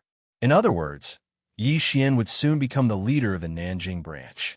At that time, all the good treasures in the South County branch would belong to him. Since that was the case, why would he steal the sex treasure and do such a laborious and thankless thing? The fifth disciple believed that Yi Xian was definitely a very smart person.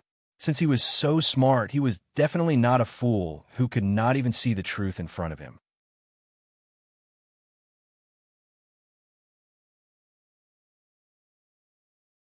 Chapter 126. Old Fifth vaguely felt that Yi Xian had been framed, and the person who framed him should be Bai Jianmu. In response to this situation, Old Fifth had already guessed the reason for what Han Lin had done today. That was why Old Fifth was hesitating.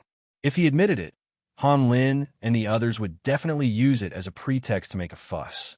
At that time, it would definitely cause big trouble for his master.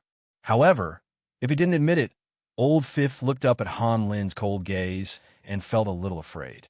Seeing Old Fifth's eyes flickering, Han Lin knew that he was hesitating. He decided to give him more pressure and make him make a choice quickly. Thinking of this, Han Lin exerted force on his foot again. Old Fifth, who was under his foot, felt a pain on his body. The pain made him cry out in surprise. Ah!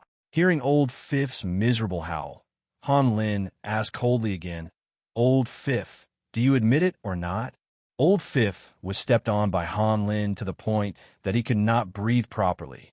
He tried his best to breathe and said intermittently, "Senior, brother, Han, it's really Han." Ah! When Han Lin heard this, a cold glint flashed across his eyes. Then he sneered. Just as he was about to stomp down again, he suddenly felt a pat on his shoulder. At the same time, a voice sounded from behind him. "Brother, you are all senior and junior brothers. Why are you so ruthless? If you continue to step on him, I think this brother might die." When Han Lin heard this voice, he was first stunned, then he flew into a rage. In the South County branch, no one dared to stop him. Han Lin was furious. He slowly turned his head. When he saw who it was, he was stunned again. The person who patted his shoulder was not from the Tianji sect, but the young guest in ordinary clothes.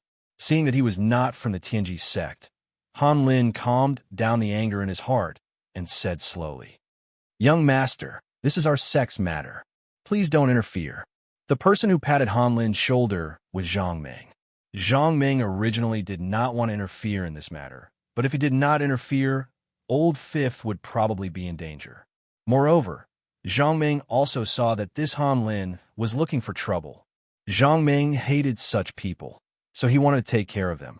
After hearing Han Lin's question, Zhang Meng just smiled and said faintly, "Brother, no matter what happened, you can go to your master if you have any questions. I'm afraid it's not very good to kill people like you." Hearing this, Han Lin's gaze turned cold again. He looked at Zhang Meng and felt that this person didn't seem to be anyone important. Even if he offended him, it shouldn't matter. What's more, This person was here for Yixian.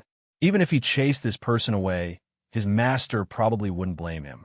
Thinking of this, Han Lin's heart calmed down. As long as his master didn't blame him, he wasn't afraid of anyone else. Han Lin slowly retracted his foot and turned around to face Zhang Meng as he spoke coldly. "Who are you? Don't you know that this is our sky's secret sex own matter?" Zhang Meng shook his head. "You were so ruthless to your own fellow disciples. I really couldn't stand it, so I stopped you. If you weren't so ruthless, I naturally wouldn't have cared about you." Han Lin looked at Zhang Meng and suddenly laughed. After a while, he said coldly, "Since you like to meddle in other people's business, I don't know if you have the right to do so." At this point, Han Lin turned around to look at Lu Qi and gave him a look. At the same time, he took a step back. Old Fifth was having difficulty breathing after being stepped on by Han Lin. Only now did he regain his strength. When he heard Han Lin's words, he hurriedly got up and said to Han Lin, "Senior brother Han, what are you doing? He is our sky's secret sex guest." Hearing this, Han Lin's eyes suddenly turned fierce. In the next moment, he suddenly raised his fist and smashed it on Old Fifth's body. Old Fifth was once again sent flying into the air and fell to the ground with a scream. When Lu Qi saw Han Lin's eyes, he instantly understood. He hurriedly walked to Han Lin's side and looked at Zhang Meng as he said loudly, "Since you're willing to meddle in other people's business, then let me see what you're capable of." After saying this, Lu Qi immediately got into a fighting stance and rushed toward Zhang Meng. Lu Qi didn't dare to use too much strength in this attack. No matter what, Zhang Meng was a guest. If something really happened, the first one to suffer would definitely be him. Therefore, although Lu Qi's punch looked fierce, he actually didn't use much strength. Zhang Meng didn't take Lu Qi's punch seriously. He didn't even look at Lu Qi. Instead, he looked at Han Lin and asked with a smile, "Aren't you afraid that your master will find out how you treat a guest?" When Han Lin heard Zhang Meng's question, he only snorted coldly and didn't answer. The reason why he didn't make a move himself just now was because he had already observed carefully. Zhang Meng was definitely an ordinary person. Perhaps he was slightly stronger than an ordinary person, but definitely not by much. He didn't have a strong body or a sharp gaze. He was just an ordinary person. Han Lin felt that Lu Qi was enough to deal with an ordinary person. Looking at Lu Qi's fierce punch, Han Lin nodded in satisfaction. With the power of this punch, it was definitely enough to deal with an ordinary person in front of him. Seeing that Lu Qi was about to rush over, Zhang Meng only turned his head and didn't make any preparations. He only glanced at Lu Qi. Although Lu Qi didn't use his full strength, his speed was still very fast. After all, if he slacked off in front of Han Lin, he definitely wouldn't have a good ending. Just as he was about to reach Zhang Meng, Lu Qi suddenly felt his knees go soft. His strong body couldn't stand anymore, and he directly knelt on the ground. Not only that, because he was rushing too fast, even if he knelt, he still slid forward for a distance before stabilizing his body. In the next moment, Lu Qi, who was embarrassed and angry, was about to quickly stand up when he suddenly felt a wave of weakness in his body and directly fell forward on the ground. When Lu Qi was attacking Zhang Meng, Zhang Xiaoming didn't help at all. On one hand, he wanted to see Zhang Meng's ability. On the other hand, he also wanted to see if what happened just now was done by Zhang Meng. When Lu Qi rushed over, Zhang Xiaoming's gaze was fixed on Zhang Meng. He wanted to see how he would deal with such a fierce attack. But in the next moment, he suddenly opened his mouth in shock. Before Lu Qi rushed in front of him, he rushed to kneel first. Not only that, he even slid forward for a distance and finally kowtowed. He kowtowed to Zhang Meng. After being stunned for a long time, Zhang Xiaoming came back to his senses. He was even more surprised. In order to observe carefully, his gaze didn't leave Zhang Meng just now. He didn't see Zhang Meng do anything, but he saw Lu Qi kneel to Zhang Meng.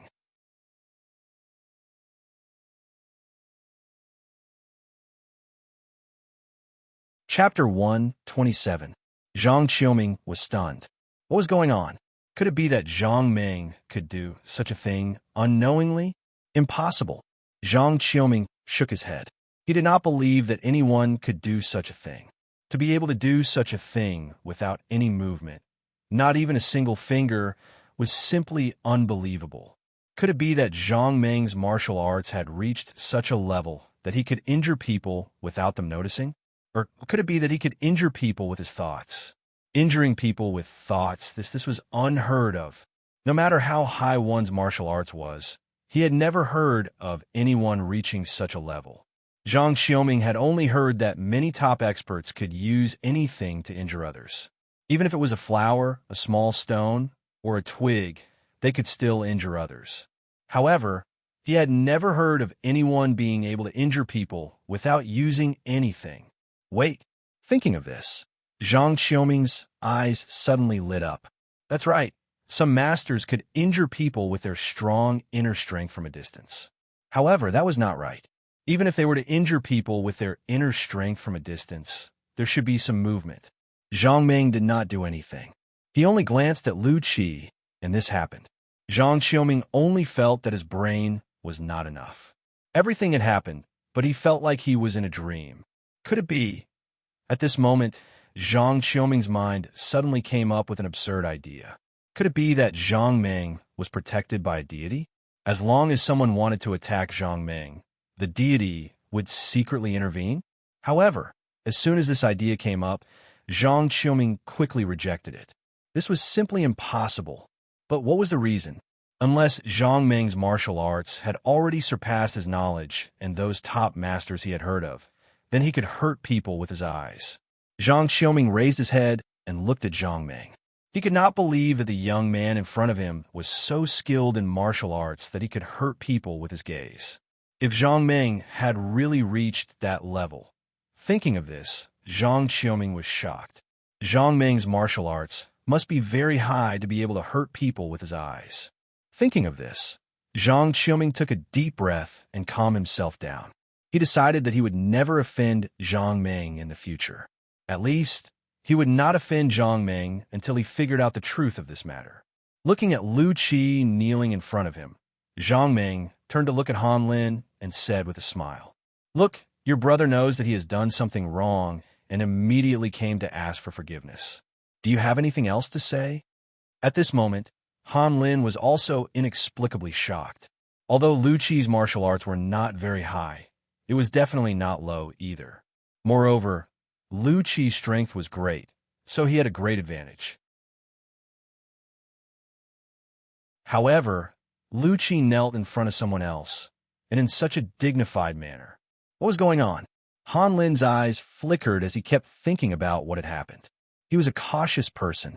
When he met some weak people, he would bully them ruthlessly. When he met some strong people, he would either think of a way to deal with the enemy behind his back, or he would give in to the enemy. Who was this person in front of him? From the outside, Zhang Meng looked like an ordinary person, but what happened just now was definitely not ordinary. Looking at the young man in front of him, Han Lin was puzzled. The person in front of him was young and did not have a strong body. On the contrary, he was even a little thin. If what happened just now was really done by this young man in front of him, Han Lin really did not dare to believe it. But why was that? Suddenly, Han Lin's heart skipped a beat. Lu Qi had been injured before. That's right, Lu Qi liked to fight when he was young, and his leg was once broken by someone. Could it be because of that? When Lu Qi rushed toward the young man in front of him, his old injury suddenly acted up, and he knelt on the ground. If that was the explanation, Han Lin would still believe it. But if he was injured by this young man in front of him, Han Lin really did not dare to believe it. At the thought of this, Han Lin's heart was suddenly enlightened. Then, he cursed Lu Qi in his heart for being a disappointment. How could his leg act up at such a critical moment and do such an embarrassing thing? After understanding this, the shock in Han Lin's heart was immediately tossed out of his mind, and his courage instantly grew. Han Lin looked at Zhang Meng and said with a cold smile, "Kid, you're lucky that Lu Qi's leg injury acted up at this moment. Otherwise, humph." As soon as Han Lin's voice fell, everyone present was stunned. Lu Qi's leg injury acted up? After Zhang Xiaoming heard Han Lin's words, he was even more shocked than before. Lu Qi's leg injury acted up. That was why he did such a thing. At the thought of this, Zhang Xiaoming could not help but nod secretly. It seemed that this was true. Lu Qi's leg was definitely injured. Zhang Xiaoming had already proven this point through Han Lin's expression. If Lu Qi's leg was not injured, how could Han Lin still be so calm and arrogant in the face of such a terrifying thing? Zhang Xiaoming guessed that Lu Qi's leg injury might have acted up before, and that was why Han Lin was still so arrogant. If this was done by Zhang Ming, Zhang Xiaoming guessed that Han Lin would have knelt on the ground and begged for mercy. That was the only explanation that made sense. Han Lin glanced at everyone, and when he saw that they all had a look of realization on their faces, he became even bolder. He suddenly turned his head and shouted at his junior brothers, "What are you guys still doing there? Hurry up and carry this embarrassing thing back." At this moment, Lu Qi was lying on the ground, unable to move at all. However, the shock in his heart had already shocked him to the extreme. He was the person involved, and everything that happened just now still felt like a dream when he thought about it. Why did his legs turn to jelly? Why did he kneel? And why did he lie down? Lu Qi only felt confused. Lu Qi naturally heard what Han Lin said just now. Although he couldn't move, his ears were still working well. It was definitely true that his leg was injured. When he was 8 years old, he accidentally broke his leg in a fight with a child from the same village. Could it really be because of his leg injury? However, if it was not because of his leg injury, what could it be?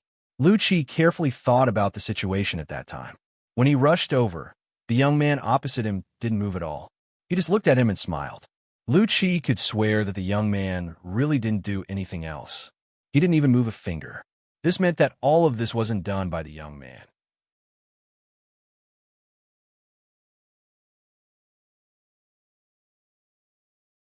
Chapter 128. Lu Qi was a little puzzled. He turned his head and looked around. Other than his brothers, there was only Lao Wu and the two guests. There was no one else. Seeing all of this, Lu Qi was even more puzzled. He even began to suspect that his leg was acting up. Seeing Lu Qi being carried away by his junior brother, Han Lin secretly cursed this guy for being a disappointment. He dropped the ball at the critical moment and was useless. Thinking of this, Han Lin's expression returned to normal. He looked at Zhang Ming and sneered. "Kid, you were too lucky just now. However, I still advise you not to interfere in this matter. Otherwise, don't blame me for falling out with you." Seeing that these guys did not realize that he was the one who had done it, Zhang Ming laughed in his heart. He felt that this was quite interesting. The feeling of teasing these people was much better than beating them up head-on. Zhang Ming saw Han Lin's arrogant look, and his heart skipped a beat. He smiled and said, "What? Do you still dare to hit a guest? I'm a big customer of your Tianji sect. If you dare to hit me, your South County branch leader, Sun Xinjing, will definitely not let you off." Han Lin was stunned when he heard this. He thought to himself, big customer? Could this kid really be a big customer? If this kid really is a big customer, if I hit him and a branch leader found out, I really won't have a good ending. Thinking of this, Han Lin hesitated again. He looked at the smiling Zhang Ming and then looked at his ordinary clothes. His heart suddenly skipped a beat. Could this kid be lying to me? His clothes were so ordinary. No matter how he looked at it, he did not look like a big customer. If the young master standing next to him was a big customer, it would be more believable. However, this person in front of him did not look like a big customer at all. Behind these two people stood two servants. Looking at the clothes of this young man in front of him, they were similar to the two servants. Thinking of this, Han Lin felt a sense of disbelief in his heart. After thinking for a while, Han Lin looked at Zhang Ming and pointed at Zhang Xiaoming. He asked, "Are you guys in cahoots?" Zhang Ming nodded. "Yes, we're on the same side." After listening to Zhang Ming's words, Han Lin understood in his heart that this fellow in front of him was definitely a servant of another young master. Han Lin's expression changed when he thought of how a servant dared to show off in front of him. However, he still suppressed the anger in his heart and turned to look at Zhang Xiaoming as he asked, "Can the words of a servant like you represent you?" Zhang Xiaoming, who was originally watching from the side, didn't expect Han Lin to ask him. He couldn't help but be stunned. Then he shook his head. "You're wrong. He's not my servant." When Han Lin heard this, he turned to look at Zhang Ming and sneered. Then, little brother, who are you? Zhang Ming smiled and shook his head. Of course I'm a big client. When Han Lin heard this, he realized that this fellow was still lying to him. He could no longer suppress the anger in his heart. He suddenly shouted sternly, "No matter who you are, Tianji's sect does not welcome you. Please leave immediately." After hearing Han Lin's words, Zhang Ming shook his head. "No, I can't leave now. At least, I can't leave before I see your branch leader." When Han Lin heard this, he couldn't help but narrow his eyes. At the same time, he began to exert strength in his body, preparing to throw this fellow in front of him out. At this moment, a shout suddenly came from afar. "Senior brother, Master asked us to bring the guest in." When Han Lin heard this voice, he was stunned. Then, he turned to look at the person who came. The person who came was Han Jiqing, who went to report. Han Jiqing quickly walked to Old Fifth's side and said loudly, "Senior brother, when I went to the courtyard, I happened to see Master. Master said that he would report on behalf of US and asked us to bring the guest in." Old Fifth was overjoyed when he heard this. At the same time, he stole a glance at Han Lin.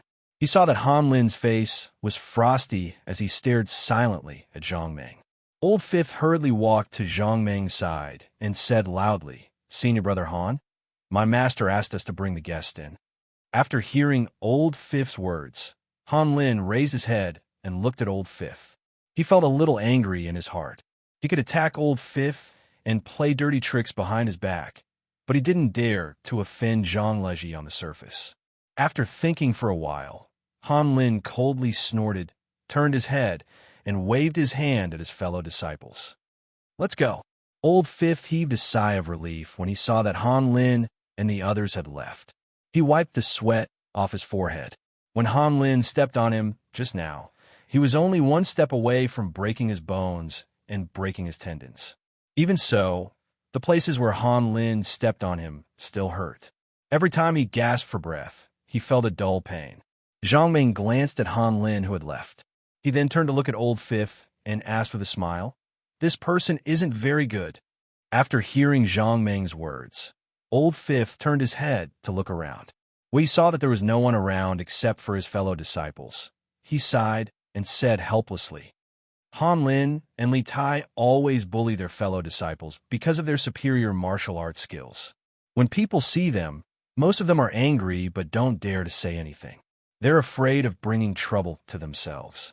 When Zhang Ming heard this, he nodded and asked, "Just now, I clearly saw that it wasn't your fault. Why did he ask you to admit it?" When Old Fifth heard this, he let out a long sigh and said self-deprecatingly, I'm nothing. Why would Han Lin put me in his eyes? He asked me to admit it because he wanted to take the opportunity to frame my master." Zhang Ming was stunned when he heard this. He then asked, "Could it be that Han Lin did this because of his master?" After Old Fifth heard Zhang Ming's question, he shook his head. "I don't know about that. However, I'm guessing that Han Lin did this because he wanted his master to be the leader of the South County branch." After Zhang Ming heard Old Fifth's words, he understood in his heart that this was another show of competition. When Han Jiqing saw that Old Fifth and Zhang Ming were talking nonstop, he became a little anxious. He quickly urged, "Senior brother, stop talking. Master is still waiting inside." Old Fifth heard this and nodded. "Since that's the case, then lead the guests over." After hearing Old Fifth's instructions, Han Jiqing quickly responded. He turned to look at Zhang Ming and said with a smile, "Then let's go." Zhang Ming nodded. "Lead the way." Han Jiqing led the way in front. Zhang Ming and Zhang Qiuming walked behind. The two guards walked at the back. After entering the second gate, the layout inside was completely different from the outside. A perfectly straight path led straight to a large hall in the distance. On both sides of the road, there were many small roads. Walking on the road, Zhang Ming looked around. On both sides of the road, there were 8 courtyards on average. Zhang Ming guessed that it was very likely that the 8 disciples of Sun Xinjing lived in these 8 courtyards.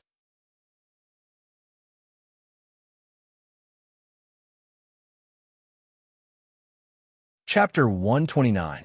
After entering the second gate, the number of people in the courtyard also increased. As Zhang Meng walked on the road, he already saw many disciples of the Tianji sect walking back and forth. Everyone seemed to be in a hurry, and they were more or less carrying something in their hands. There were wood, stones, and some unknown objects made of steel. Han Jiqing led Zhang Meng and Zhang Qiuming into a courtyard. Although it was called a courtyard, it was actually very big.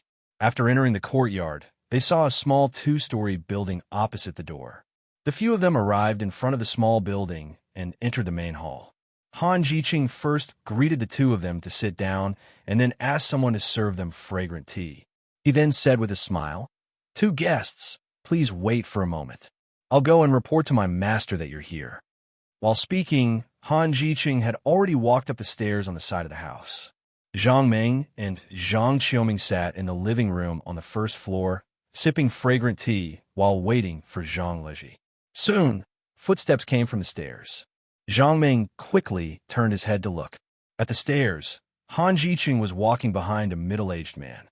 As soon as the two of them went down the stairs, Han Jiqing quickly walked up and said to Zhang Meng and Zhang Qiuming, "Two guests, this is my master." Zhang Meng and Zhang Qiuming heard this, and hurriedly got up and cupped their fists towards the person who came. "Greetings, Master Zhang." Zhang Leji hurriedly cupped his fists and returned the greeting. "You're too polite. Two guests, please sit down and talk." The three of them exchanged some pleasantries and then sat down. After sitting down, Zhang Leji asked with a smile, "I heard that you want to commission junior brother Yi to build a house for you?" Zhang Meng nodded after hearing Zhang Leji's words. "Yes." Zhang Leji nodded after hearing this. "Junior brother Ye's engineering skills are really good. You found the right person." Speaking up to this point, Zhang Leji sighed and continued, "Unfortunately, you came at the wrong time." Upon hearing this, Zhang Qiuming hurriedly cupped his fists and asked, "Why? Why is it not the right time?" After listening to Zhang Qiuming's question, Zhang Leji lowered his head and thought for a moment. Then he said slowly, "Actually, even if I don't tell you about it, you should know something about it." When Zhang Qiuming heard this, he quickly nodded. "We did hear something, but we don't know if it's true." Zhang Leji nodded. "Regardless of whether it's true or not, it's true that junior brother Yi has been locked up in the Repentance Pavilion. It's also because of this that he can't build a residence for you." Zhang Meng thought for a moment, then asked tentatively, "Master Zhang, did Master Yi steal the sect's treasures?" Zhang Leji shook his head. "I don't know. No one knows if it's true or not." The branch master has been investigating for many days, but there's no progress. All the clues point to junior brother Yi, which proves that the treasure was stolen by junior brother Yi. After listening to Zhang Leji's words, Zhang Meng asked with some doubt, "Since Master Yi already has excellent engineering skills, why would he steal the sect's treasures?" When Zhang Leji heard this, he lowered his head and pondered for a moment. Then he raised his head and looked at Zhang Qiuming and Zhang Meng before speaking slowly. "This treasure is very important, so I can't tell you in detail. I can only tell you that no matter which disciple obtains this treasure, their engineering skills will definitely improve greatly." Speaking up to this point, Zhang Leji sighed again and said slowly, "It's because this treasure is very important to every engineer that Master suspects junior brother Yi." When Zhang Meng heard this, his heart suddenly moved. He asked, "Master Zhang, is the treasure you're talking about a blueprint?" Zhang Leji was stunned when he heard this. He asked with some doubt, "Little brother, how did you guess that it's a blueprint?" Zhang Meng smiled. "Other than an important blueprint, what else could be so attractive to an engineer?" Zhang Leji nodded. "That's true. That treasure is indeed a blueprint." Speaking up to this point, Zhang Leji paused for a moment before continuing, "The founder spent a lot of effort on this blueprint. Then, he sent someone to deliver it to the branch. However, after only 3 days, that treasure disappeared." When Zhang Meng heard this, he quickly asked, "Could it be that the treasure was just delivered?" Zhang Leji nodded. "That's right. That blueprint was just developed by the founder and was delivered here not long ago." After Zhang Meng heard Zhang Leji's words, he pondered in his heart. Since the blueprint had just been delivered, only some of the higher-ups of the South County branch knew about it. Outsiders definitely did not know about it. From the looks of it, there was no possibility of outsiders stealing the treasure. Since it was not stolen by outsiders, it could only be stolen by the people of the South County branch. As for the people of the South County branch, not many people knew about this matter. Zhang Ming guessed that only the branch master of the South County branch, Sun Xinjing, and his 8 disciples knew about it. In this way, the only person who could steal the blueprint was one of Sun Xinjing's 8 disciples. Thinking of this, Zhang Ming asked again, after this blueprint was delivered, who has seen it? After Zhang Leji heard Zhang Ming's words, he smiled bitterly and shook his head. The influence of this blueprint is no small matter. Master naturally won't show it to outsiders. Not only that, even a few of us have only heard about it. Zhang Ming was stunned when he heard this. He asked in puzzlement, Master Zhang, could it be that even you haven't seen that blueprint before? Zhang Leji shook his head. This blueprint was developed by the founder with a lot of effort. It's extremely precious. Only after Master has studied this blueprint will he pass it to us. At this moment, Zhang Qiuming also asked with a smile, Master Zhang, in that case, it's still uncertain who Branch Master Sun will pass this blueprint to. Zhang Leji nodded. That's indeed the case. According to my guess, it's very likely that this blueprint will only be passed to the next branch master to be used to guard the branch. Zhang Ming asked, since no one has seen this blueprint, why did you say that this blueprint was stolen by Yixian? After Zhang Leji heard Zhang Ming's question, he sighed. Master hid this blueprint in the main hall. By chance, Yixian found out where the blueprint was hidden. On the second day, the blueprint disappeared.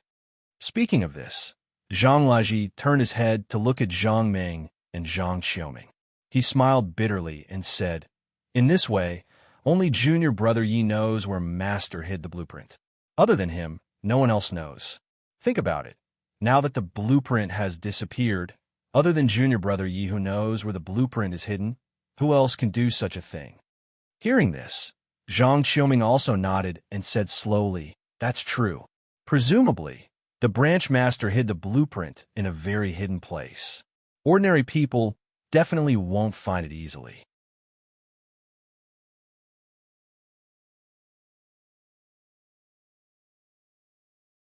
Chapter 130. After hearing Zhang Leji's words, Zhang Ming thought for a moment and asked doubtfully, Master Zhang, do you think that Yixian stole the treasure based on this? Hearing this, Zhang Leji was stunned. After a long while, he finally reacted and asked in surprise, is this evidence not enough? Zhang Ming shook his head and spread his hands. What evidence do you have? What evidence do you have to prove that Yixian stole the treasure? After hearing Zhang Ming's words, Zhang Leji was stunned again. Only Yixian knows where Master hid the treasure. Now that the blueprint has been lost, other than Yixian, who else could have stolen it? Zhang Ming smiled and shook his head. He took out a copper coin and waved it in front of Zhang Leji. Then he said, Master Zhang, I'll be keeping this copper coin. After hearing Zhang Ming's question, Zhang Leji looked at the copper coin in his hand and nodded. Then he asked in confusion, Prince Zhang, is there a secret behind this copper coin? Zhang Ming shook his head.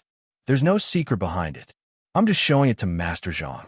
If I lose it in the future, I'll ask Master Zhang for compensation.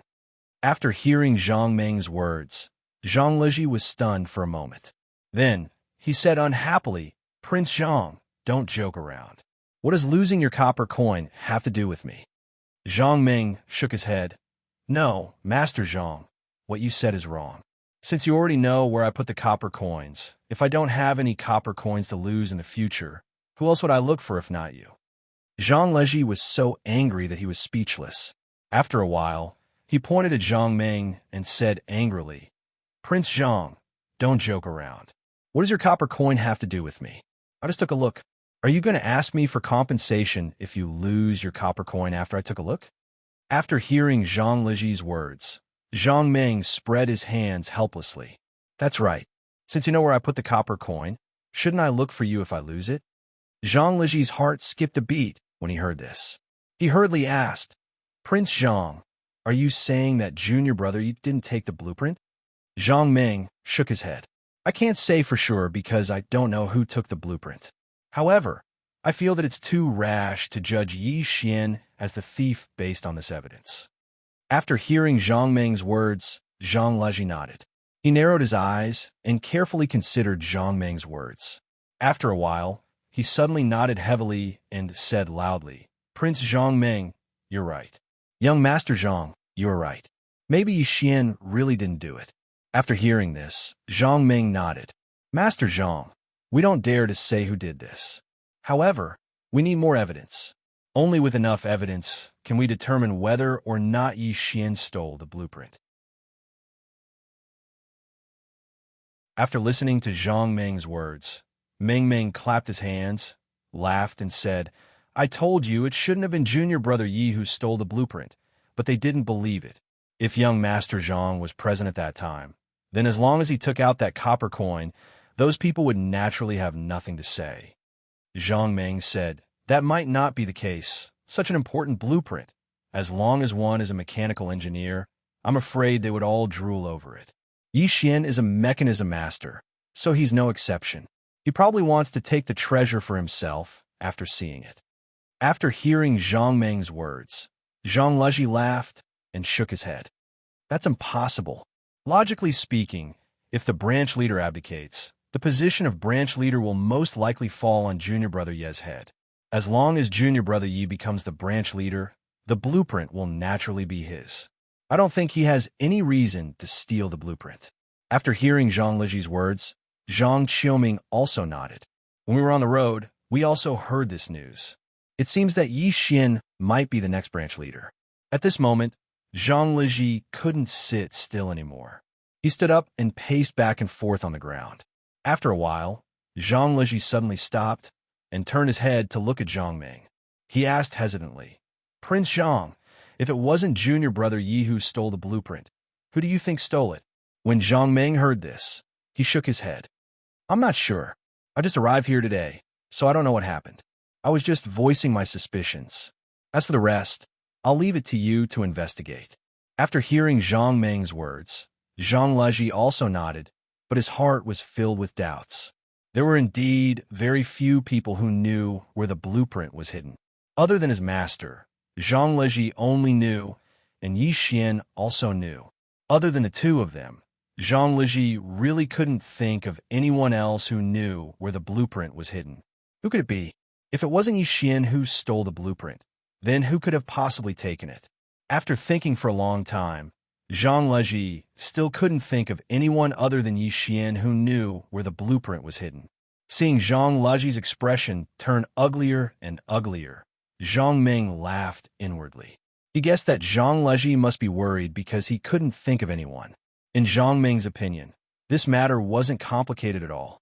This was because as long as the problem was sorted out, the truth would naturally be solved. Thinking up to this point, Zhang Ming coughed. When he saw Zhang Leji looking over, he slowly said, Master Zhang, actually, this matter isn't that complicated. As long as you figure out the problem, you'll naturally be able to find the truth. Zhang Leji smiled bitterly and shook his head. How should I sort out the problem? I've thought for a long time, but I still can't think of anyone who knows where the treasure is hidden. After Zhang Ming heard Zhang Leji's answer, he nodded. Actually, you don't have to think about who knows where the treasure is hidden. You just have to think about who will benefit the most from Yi Xian being locked up. At this point, Zhang Ming paused for a moment before continuing. Actually, I think that as long as someone observes for a while, they will naturally find out where the treasure is hidden. Now, the most important thing is who will benefit from this matter. At this point, Zhang Ming's tone became more serious. I think that the person who will benefit the most should be the person who stole the blueprint. Of course, all of this is based on the fact that the blueprint wasn't taken by Yi Xian. After Zhang Leji heard Zhang Ming's words, he frowned. Then he began to pace back and forth in front of Zhang Ming, thinking carefully about who would benefit the most from this matter. Yi Xian was locked up in the Repentance Pavilion. If this continued, it was only a matter of time before he was expelled from the sect. If Yi Xian was expelled from the sect, what would happen? Yi Xian would most likely be the next branch leader. Zhang Leji knew this very well.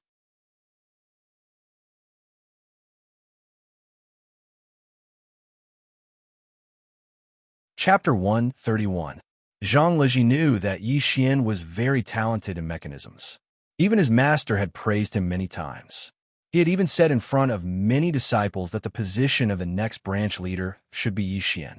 Since his master could mention this in front of everyone, it meant that his master did have such plans. He wanted to pass the position of the leader to Yi Xian. As for Yi Xian, he did have the ability. He was an orphan and had been adopted by his master since he was young. He was talented in mechanisms. In addition to his hard work, in the entire South County branch, other than his master, he could be said to be the #1 person in mechanisms. Yi Xian was a kind person. He was quite popular in the South County branch. In addition, he was an upright person. Whether it was his fellow disciples or the next generation of disciples, they all respected him very much. Would such a person steal the blueprint? Zhang Leji also knew one more thing. Ever since the blueprint was sent over, his master had become absent-minded. He always wanted to resign from his position as the leader and look for his master to study mechanisms. From the looks of it, it was very likely that he would resign from his position as the branch leader in a short period of time. According to the original plan, the branch leader of the Hope Group was most likely Yi Xian. Thinking of this, Zhang Leji's eyes lit up. That's right. As long as Yi Xian became the branch leader, he could look at the blueprint as he pleased. Why would he steal it?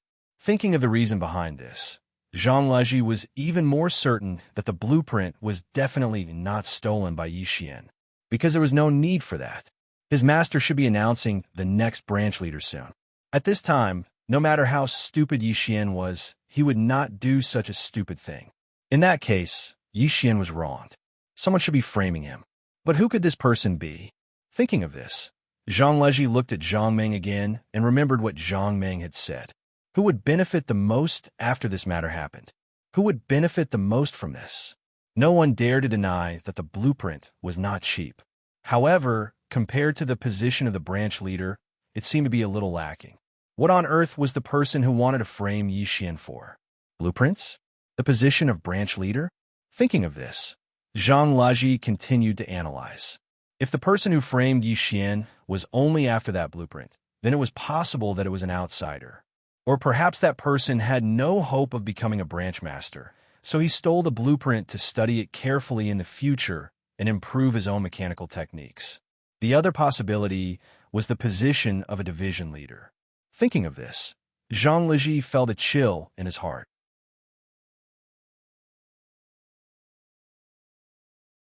If it really was for the position of branch master, then it meant that the person who had stolen the blueprint should be one of his fellow apprentices.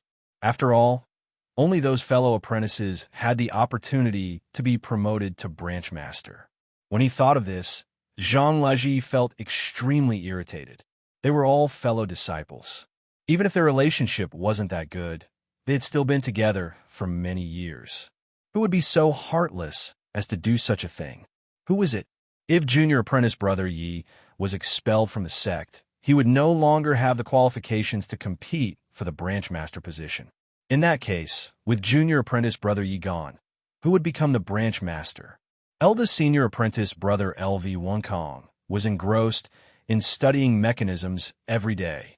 He even took in very few disciples. He hid in his room all day, studying all kinds of books and all kinds of mechanism techniques. Although they were fellow apprentices, they only saw him a few times in a month. In Zhang Leji's opinion, even if his master wanted him to be the branch master, LV Wenkong would probably not agree. The branch master had many things to do.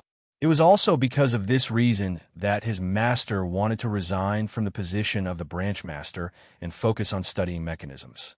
LV Wenkong only wanted to study mechanisms, so he naturally did not want to be the branch master. In this way, the suspicion of his eldest senior apprentice brother could be removed because he did not want to be the branch master. Second senior apprentice brother Tang Jianan was the same as him. His skill level was average. He also knew that he was not cut out to be the branch master. Even if he became the branch master, it was impossible for him to bring the South County branch master to greater heights.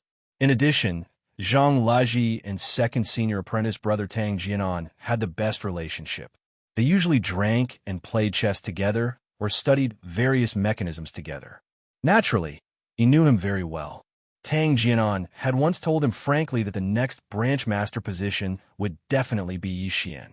When he said this, Zhang Leji did not see any dissatisfaction on Tang Jianan's face. This meant that he did not have any jealousy towards junior apprentice brother Yi. Therefore, from the looks of it, second senior apprentice brother Tang Jianan should not be suspicious. This was because he also knew that no matter what, the position of the branch master would not be his. So he had no reason to frame junior apprentice brother Yi. Then who would be next? He was ranked 3rd. Yi Xian was ranked 4th. Next, it was Bai Jianmu, who was ranked 5th. Thinking of Bai Jianmu, Zhang Laji's heart trembled. He suddenly had a bad feeling. 5th junior apprentice brother, Bai Jianmu, was also extremely talented in mechanisms. He was almost on par with Yi Xian. Bai Jianmu was a very shrewd person. Not only was he talented in mechanisms, but he also recruited a lot of disciples, especially those who knew martial arts. He had recruited several of them. His second disciple, Han Lin, was said to be an expert in the underworld. His martial arts skills were excellent, and coupled with his ruthlessness, he could be considered a very difficult person to deal with. His third disciple, Li Tai, was also a very rare martial arts expert. He could be considered as a capable arm of Bai Jianmu. Although Han Lin and Li Tai were good at martial arts, among Bai Jianmu's disciples, the most powerful was his eldest disciple, Ge Hui. No one had seen Ge Hui fight, so naturally, no one knew how powerful Ge Hui was. The reason why everyone thought Ge Hui was the most powerful was because they saw that Han Lin and Li Tai were very respectful to Ge Hui. Of course, Bai Jianmu's martial arts skills could not be underestimated. The Tianji sect only taught their disciples mechanisms. As for martial arts, they did not teach them at all. The boss of the Tianji sect, Fang Tianji, did not know martial arts. What he was most proficient in was mechanisms. The martial arts that the disciples of the Tianji sect knew were passed down in their families. On the other hand, some of them entered the sect late and knew some martial arts. Bai Jianmu came from a martial arts family. The martial arts passed down in his family were extremely high. Bai Jianmu studied mechanisms in the Tianji sect while cultivating his family's martial arts. It could be said that in the entire South County branch, Bai Jianmu's martial arts were the highest. Bai Jianmu's people were all very skilled in martial arts. Therefore, in the entire South County branch, they could be considered a group that no one dared to provoke. Bai Jianmu's martial arts were high, and his mechanisms were also very good. Such a person should be the most ambitious. Thinking of this, Zhang Leji took a deep breath and calmed down. He guessed that this incident was most likely related to Bai Jianmu.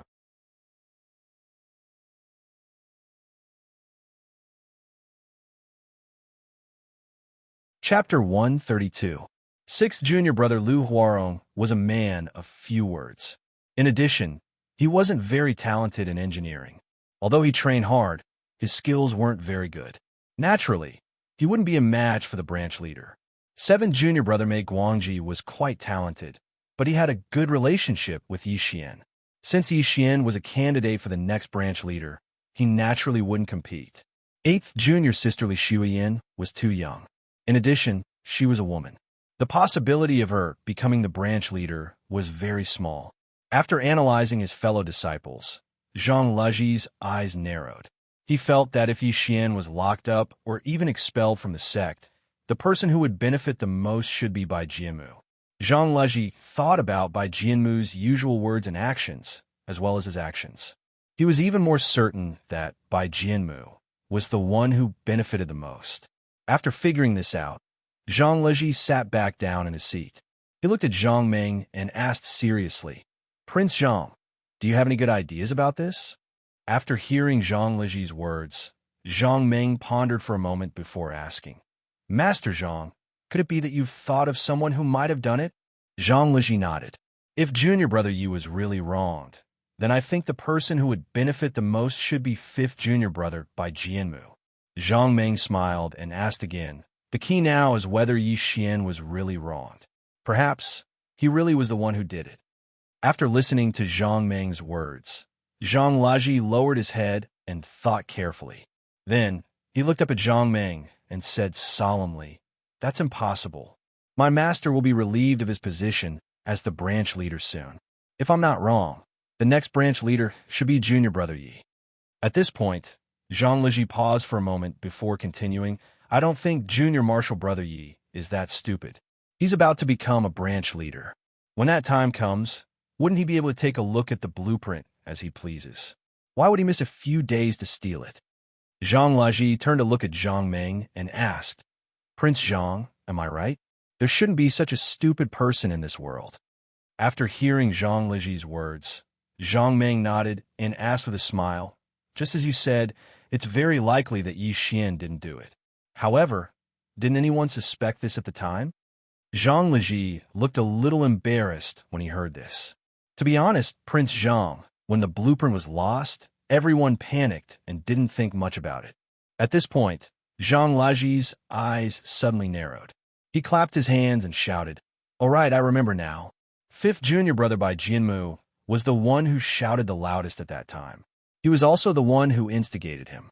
He also said that Junior Brother Yi was the only one who knew the location of the blueprint. Moreover, he also advised Master to lock Yi Xian up first before slowly investigating. At this point, Zhang Leji sighed and continued. Master also listened to Bai Jianmu's advice and locked Junior Brother Yi up. After hearing Zhang Leji's words, Zhang Meng nodded. Master Zhang, I think you should talk to your master again and investigate this matter thoroughly. At this point, Zhang Meng paused and thought for a moment before continuing, no matter whether Yi Xian did it or not, we have to investigate this matter thoroughly. If Yi Xian didn't do it, wouldn't he be wrongly accused? If Yi Xian really did steal the blueprint, we can find enough evidence to make him admit his guilt. After hearing Zhang Meng's words, Zhang Laji nodded. Then, he stood up and cupped his hands to Zhang Meng and Zhang Xiaoming. He said apologetically, in that case, please wait here for a moment. I'll make a trip to Master's place to clarify this matter and ask him to investigate this matter again. After hearing Zhang Liji's words, Zhang Meng and Zhang Xiaoming hurriedly stood up and cupped their hands to Zhang Liji. After the three of them exchanged pleasantries, Zhang Laji turned around and walked out of the door towards his master's place. Zhang Laji couldn't send a disciple to report this matter. He could only go there personally. As Zhang Liji walked, he thought about how to explain this matter clearly when he saw his master later. This was because everything was just his suspicions and there was no real evidence. Even if he suspected his fifth junior brother, by Jianmu, there was no evidence at all. Would his master believe him?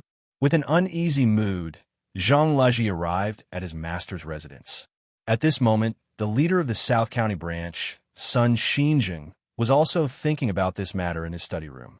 The blueprint sent by his master was definitely a priceless treasure. It could be said that this blueprint could be considered a pioneer in the art of mechanisms. It would not be an exaggeration to say that it would be passed down through the ages. However, such a precious blueprint was lost, and it was lost right under his nose. Sun Xinjing was a little angry. He did not know who to be angry at. Yi Xian was the disciple that he valued the most. He even wanted to pass on the position of the leader of the South County branch to him. However, Yi Xian was not satisfied and even stole the blueprint. When he thought of this, Sun Xinjing felt uncomfortable. He had almost groomed Yi Xian to be the next leader, but this was the result in exchange. While Sun Xinjing was angry, a sentence that was very suitable for him suddenly appeared in his heart. You may know a person for a long time, but not their heart. Thinking of this, Sun Xinjing could not help but sigh. He did not expect that there would be a day when he would misjudge someone. He had picked up Yi Xian from the side of the road. At that time, he had gone to see his master. On the way back, he had heard a child crying. Hearing the child crying miserably, Sun Xinjing could not help but feel compassion and brought the child back to the South County branch. That child was Yi Xian. Sun Xinjing did not know why Yi Xian was abandoned. At that time, he only saw a child lying on the ground crying. At that time, Yi Xian was sallow and thin. He was so weak that he could not even stand up. When Sun Xinjing went, he was only left with his last breath. It could be said that if Sun Xinjing had not saved him, Yi Xian would have died without a doubt. Thinking of these past events, Sun Xinjing sighed. More than 20 years had passed, and even that child had grown up. Just as Sun Xinjing was feeling emotional, there was a knock on the door. At the same time, a voice came from outside. "Master, I have something to see you about." After hearing this voice, Sun Xinjing's mood immediately recovered. He quickly shouted to the door, "Come in." As soon as Sun Xinjing finished speaking, the door was pushed open and Zhang Leji walked in. After Zhang Leji walked into the room, he immediately closed the door carefully. Then he quickly walked in front of Sun Xinjing and bowed.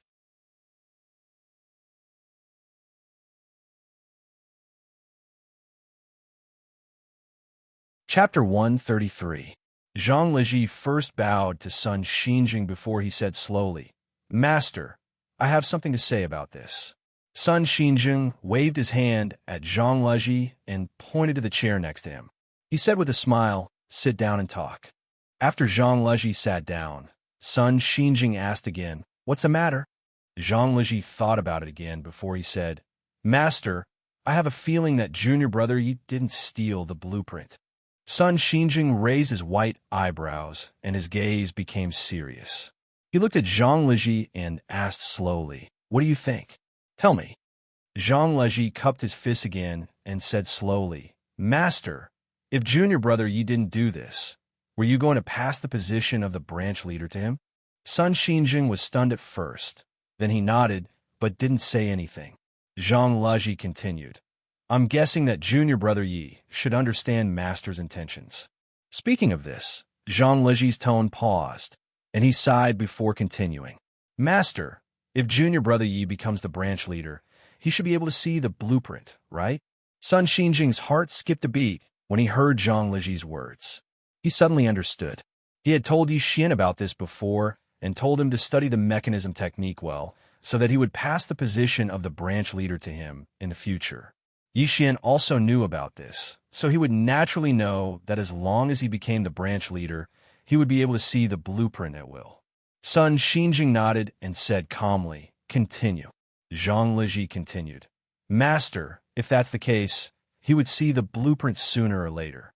What reason does junior brother Yi have to go back and steal it?" Sun Xinjing suddenly understood something after he heard Zhang Leji's words. Those involved could not see clearly. What Zhang Leji said wasn't profound at all. Even an ordinary person would have the same thought after hearing about it. However, at that time, he only wanted to find the blueprint and neglected such a simple problem. Since Yi Xian would have seen the blueprint sooner or later, why would he steal it? To study mechanism techniques, the most important thing was patience. Sun Xinjing did not think that Yi Xian was impatient. If he couldn't even wait for a few days, why would he still need to steal the blueprints? Thinking of this, Sun Xinjing suddenly felt a little happy. However, when he thought about it again, anything could happen before the truth came to light. With this thought, Sun Xinjing looked at Zhang Leji and asked, "What do you think about this matter? Do you think Yi Xian was wrongly accused?" Zhang Leji nodded. "That's what I think, because I feel that junior brother Yi really doesn't need to do such a thing. Since he can see the blueprint sooner or later, why would he take such a big risk to steal it?"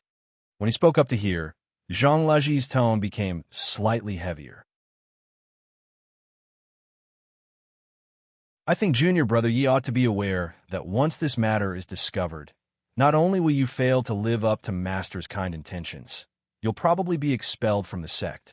Since junior brother Yi knew this, why would he still be willing to steal the blueprint and take such a big risk?" After Sun Xinjing heard Zhang Leji's words, he lowered his head and pondered for a moment before nodding. "You're right. Yi Xian really didn't need to do such a thing." Speaking of this, Sun Xinjing turned to look at Zhang Leji and asked, since you feel that Yi Xian was wrongly accused, then who do you think did this? Zhang Liji thought for a moment. Although he guessed that Bai Jianmu was the culprit, he still didn't dare to speak carelessly in front of Master. If he guessed wrong, not only would he offend Bai Jianmu, but Master would also be unhappy. At that time, Master would definitely suspect him and think that he was wrongly accusing Bai Jianmu. As for his motive, everyone knew. Zhang Liji didn't want Master to have such thoughts, so he hesitated whether he should speak of his guess. Seeing Zhang Liji hesitate, Sun Xinjing only pondered for a moment before understanding his thoughts. After thinking for a moment, Sun Xinjing said slowly, "Since you don't want to say it, why don't we gather everyone and discuss it? Let's see if we can find out who did this." After hearing Sun Xinjing's words, Zhang Liji nodded. Since he couldn't say it himself, it was better to let everyone say it together. Seeing that Zhang Liji agreed with his idea, Sun Xinjing stood up and said to Zhang Liji with a smile, "Let's go together." An hour later, Sun Xinjing and his eldest disciples had already gathered in the main hall of the South County branch. Of course, Yi Xian didn't come because he was still locked up in the Repentance Pavilion. After everyone bowed to Sun Xinjing, they sat on the chairs on both sides and looked at Sun Xinjing, who was sitting on the main seat. They were all a little puzzled. Sun Xinjing was an easygoing person and liked to study mechanisms. Therefore, everyone usually didn't gather together.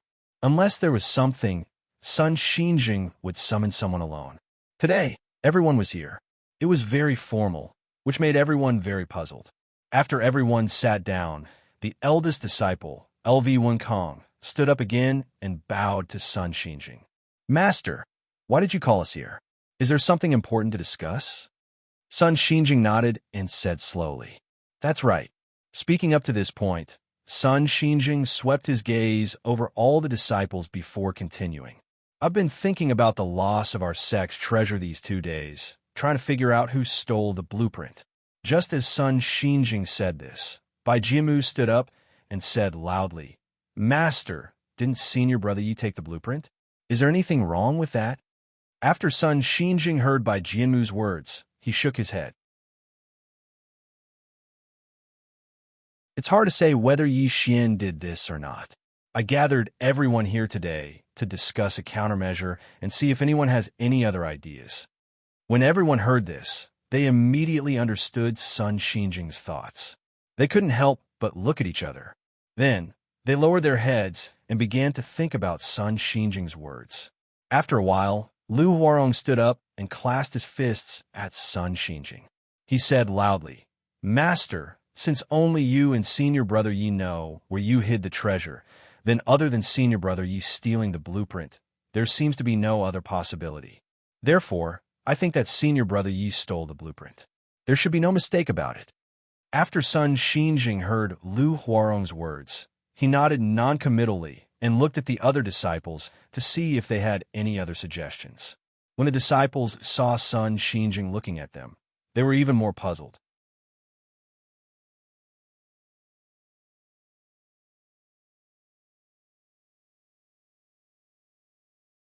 Chapter 134.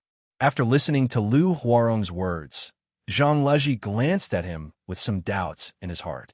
Lu Huarong was a man of few words and usually didn't speak much. What was going on today? Why was he the first to speak? Moreover, he was criticizing Yi Xian. Zhang Liji was really puzzled. Why was Lu Huarong criticizing Yi Xian? After Lu Huarong finished speaking, he sat back down in his seat, lowered his head, and didn't speak anymore. At this time, Zhang Liji secretly glanced at Bai Jianmu and saw a trace of pride flash in Bai Jianmu's eyes. Zhang Liji's heart skipped a beat. It seemed that Lu Huarong and Bai Jianmu had become partners. After listening to Lu Huarong's words, Sun Xinjing's expression didn't change. He turned to look at the rest of the disciples and asked with a smile, "Everyone, tell me what you think about this matter. Say it all. Let's settle this today."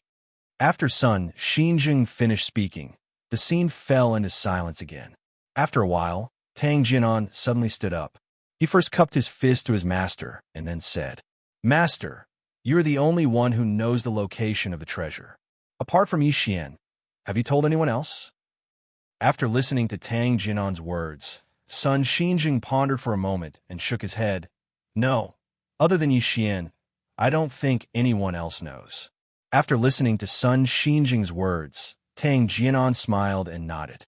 He cupped his fist again and said, "Then it's settled. Since no one knows the location of the treasure, why would they steal it?" At this point, Tang Jinan's tone paused before he continued. "In my opinion, since only Yi Xian knows the location of the treasure, then the only person who stole the blueprint is Yi Xian." After saying this, Tang Jinan cupped his fist to his master again and sat back down in his seat, no longer speaking. After listening to Tang Jinan's words, Zhang Leji became even more confused. Tang Jinan had a good relationship with him, and he understood Tang Jinan's character. It could be said that Tang Jinan was an easygoing person, and he didn't fight for the position of branch leader. Moreover, Tang Jinan had a good relationship with Zhang Leji, and the two of them usually drank and played chess together. However, Zhang Leji did not expect Tang Jinan to be the second person to jump out and criticize Yi Xian. What was going on? Zhang Yu was very confused.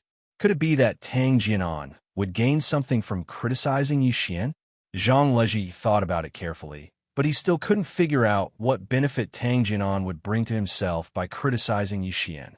Looking at Tang Jinan, who was deep in thought with his eyes closed, Zhang Leji felt that everything was so strange. First, the taciturn Lu Huarong accused Yi Xian of stealing the blueprints. Then his old friend Tang Jinan also jumped out to accuse Yi Xian. What was going on here? Could it be that something unexpected was going to happen next? After listening to Tang Jinan's words, Sun Xinjing turned to look at his eldest disciple, LV Wonkong, and asked with a smile, "Tell me what you think." After hearing his master's words, LV Wonkong hurriedly stood up, cupped his fists, and said solemnly, "Master, this disciple doesn't know what's going on, so I don't dare to say anything." After hearing LV Wonkong's words, Sun Xinjing nodded. This eldest disciple of his was like him. They both liked mechanism techniques and were obsessed with mechanism techniques. LV Wonkong being able to say such words was also within Sun Xinjing's expectations. Looking at the remaining disciples, Zhang Leji pondered, who will be the next to speak? While Zhang Leji was still in doubt, seventh junior brother Mei Guangji stood up and bowed to Zhang Leji's master before speaking. "Master, this disciple thinks that senior brother Yi didn't take the blueprints." Hearing someone raise an objection, Sun Xinjing was a little puzzled. He asked doubtfully, "Why do you say that?" After hearing his master's question, Mei Guangji replied, "Master, even if senior brother Yi knows the location of the treasure, he might not be able to steal the blueprints."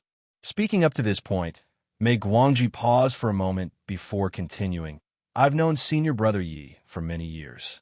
I more or less understand his character. I feel that even if the blueprints were placed in front of senior brother Yi, without your permission, I'm afraid senior brother Yi wouldn't take a peek. Furthermore, he stole the treasure map without your permission." After Sun Xinjing heard Mei Guangji's words, he just nodded his head.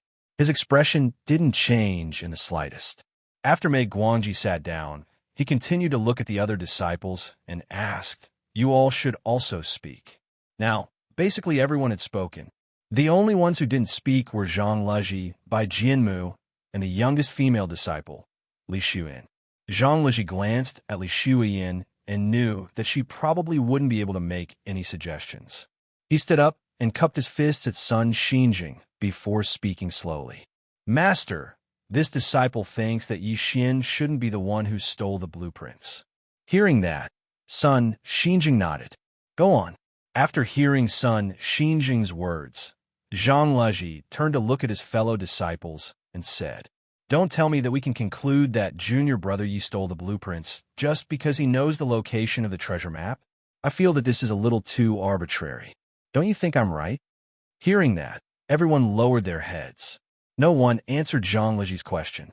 Seeing that, Zhang Leji could only look at Bai Jianmu, wanting to hear his opinion.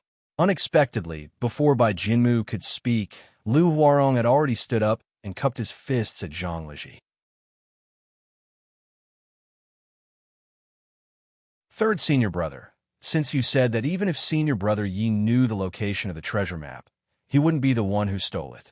Then, does third senior brother think that we, who don't know the location of the treasure map, are the ones who stole it? Hearing that, Zhang Leji turned to look at Lu Huarong. He didn't say anything, but he was thinking quickly. Why was Lu Huarong always targeting Yixian? What good would Lu Huarong do for himself? Thinking of this, Zhang Leji's eyes suddenly lit up. He suddenly thought of something. Could it be that Lu Huarong stole the blueprints? Otherwise, why would he insist that Yixian stole the blueprints? With that thought, Zhang Leji thought about it carefully. If the blueprint was really stolen by Lu Huarong, then his abnormal behavior today would make sense, and there would be a reasonable explanation. Because he was the one who stole the blueprints, he naturally didn't want to admit it. He could only find a scapegoat to take the blame for him. And Yixian was the best scapegoat. Wouldn't he be taking the blame for him? You're tuning in to the Warrior Lore YouTube channel. Don't forget to subscribe and join us on this journey to catch the most captivating stories.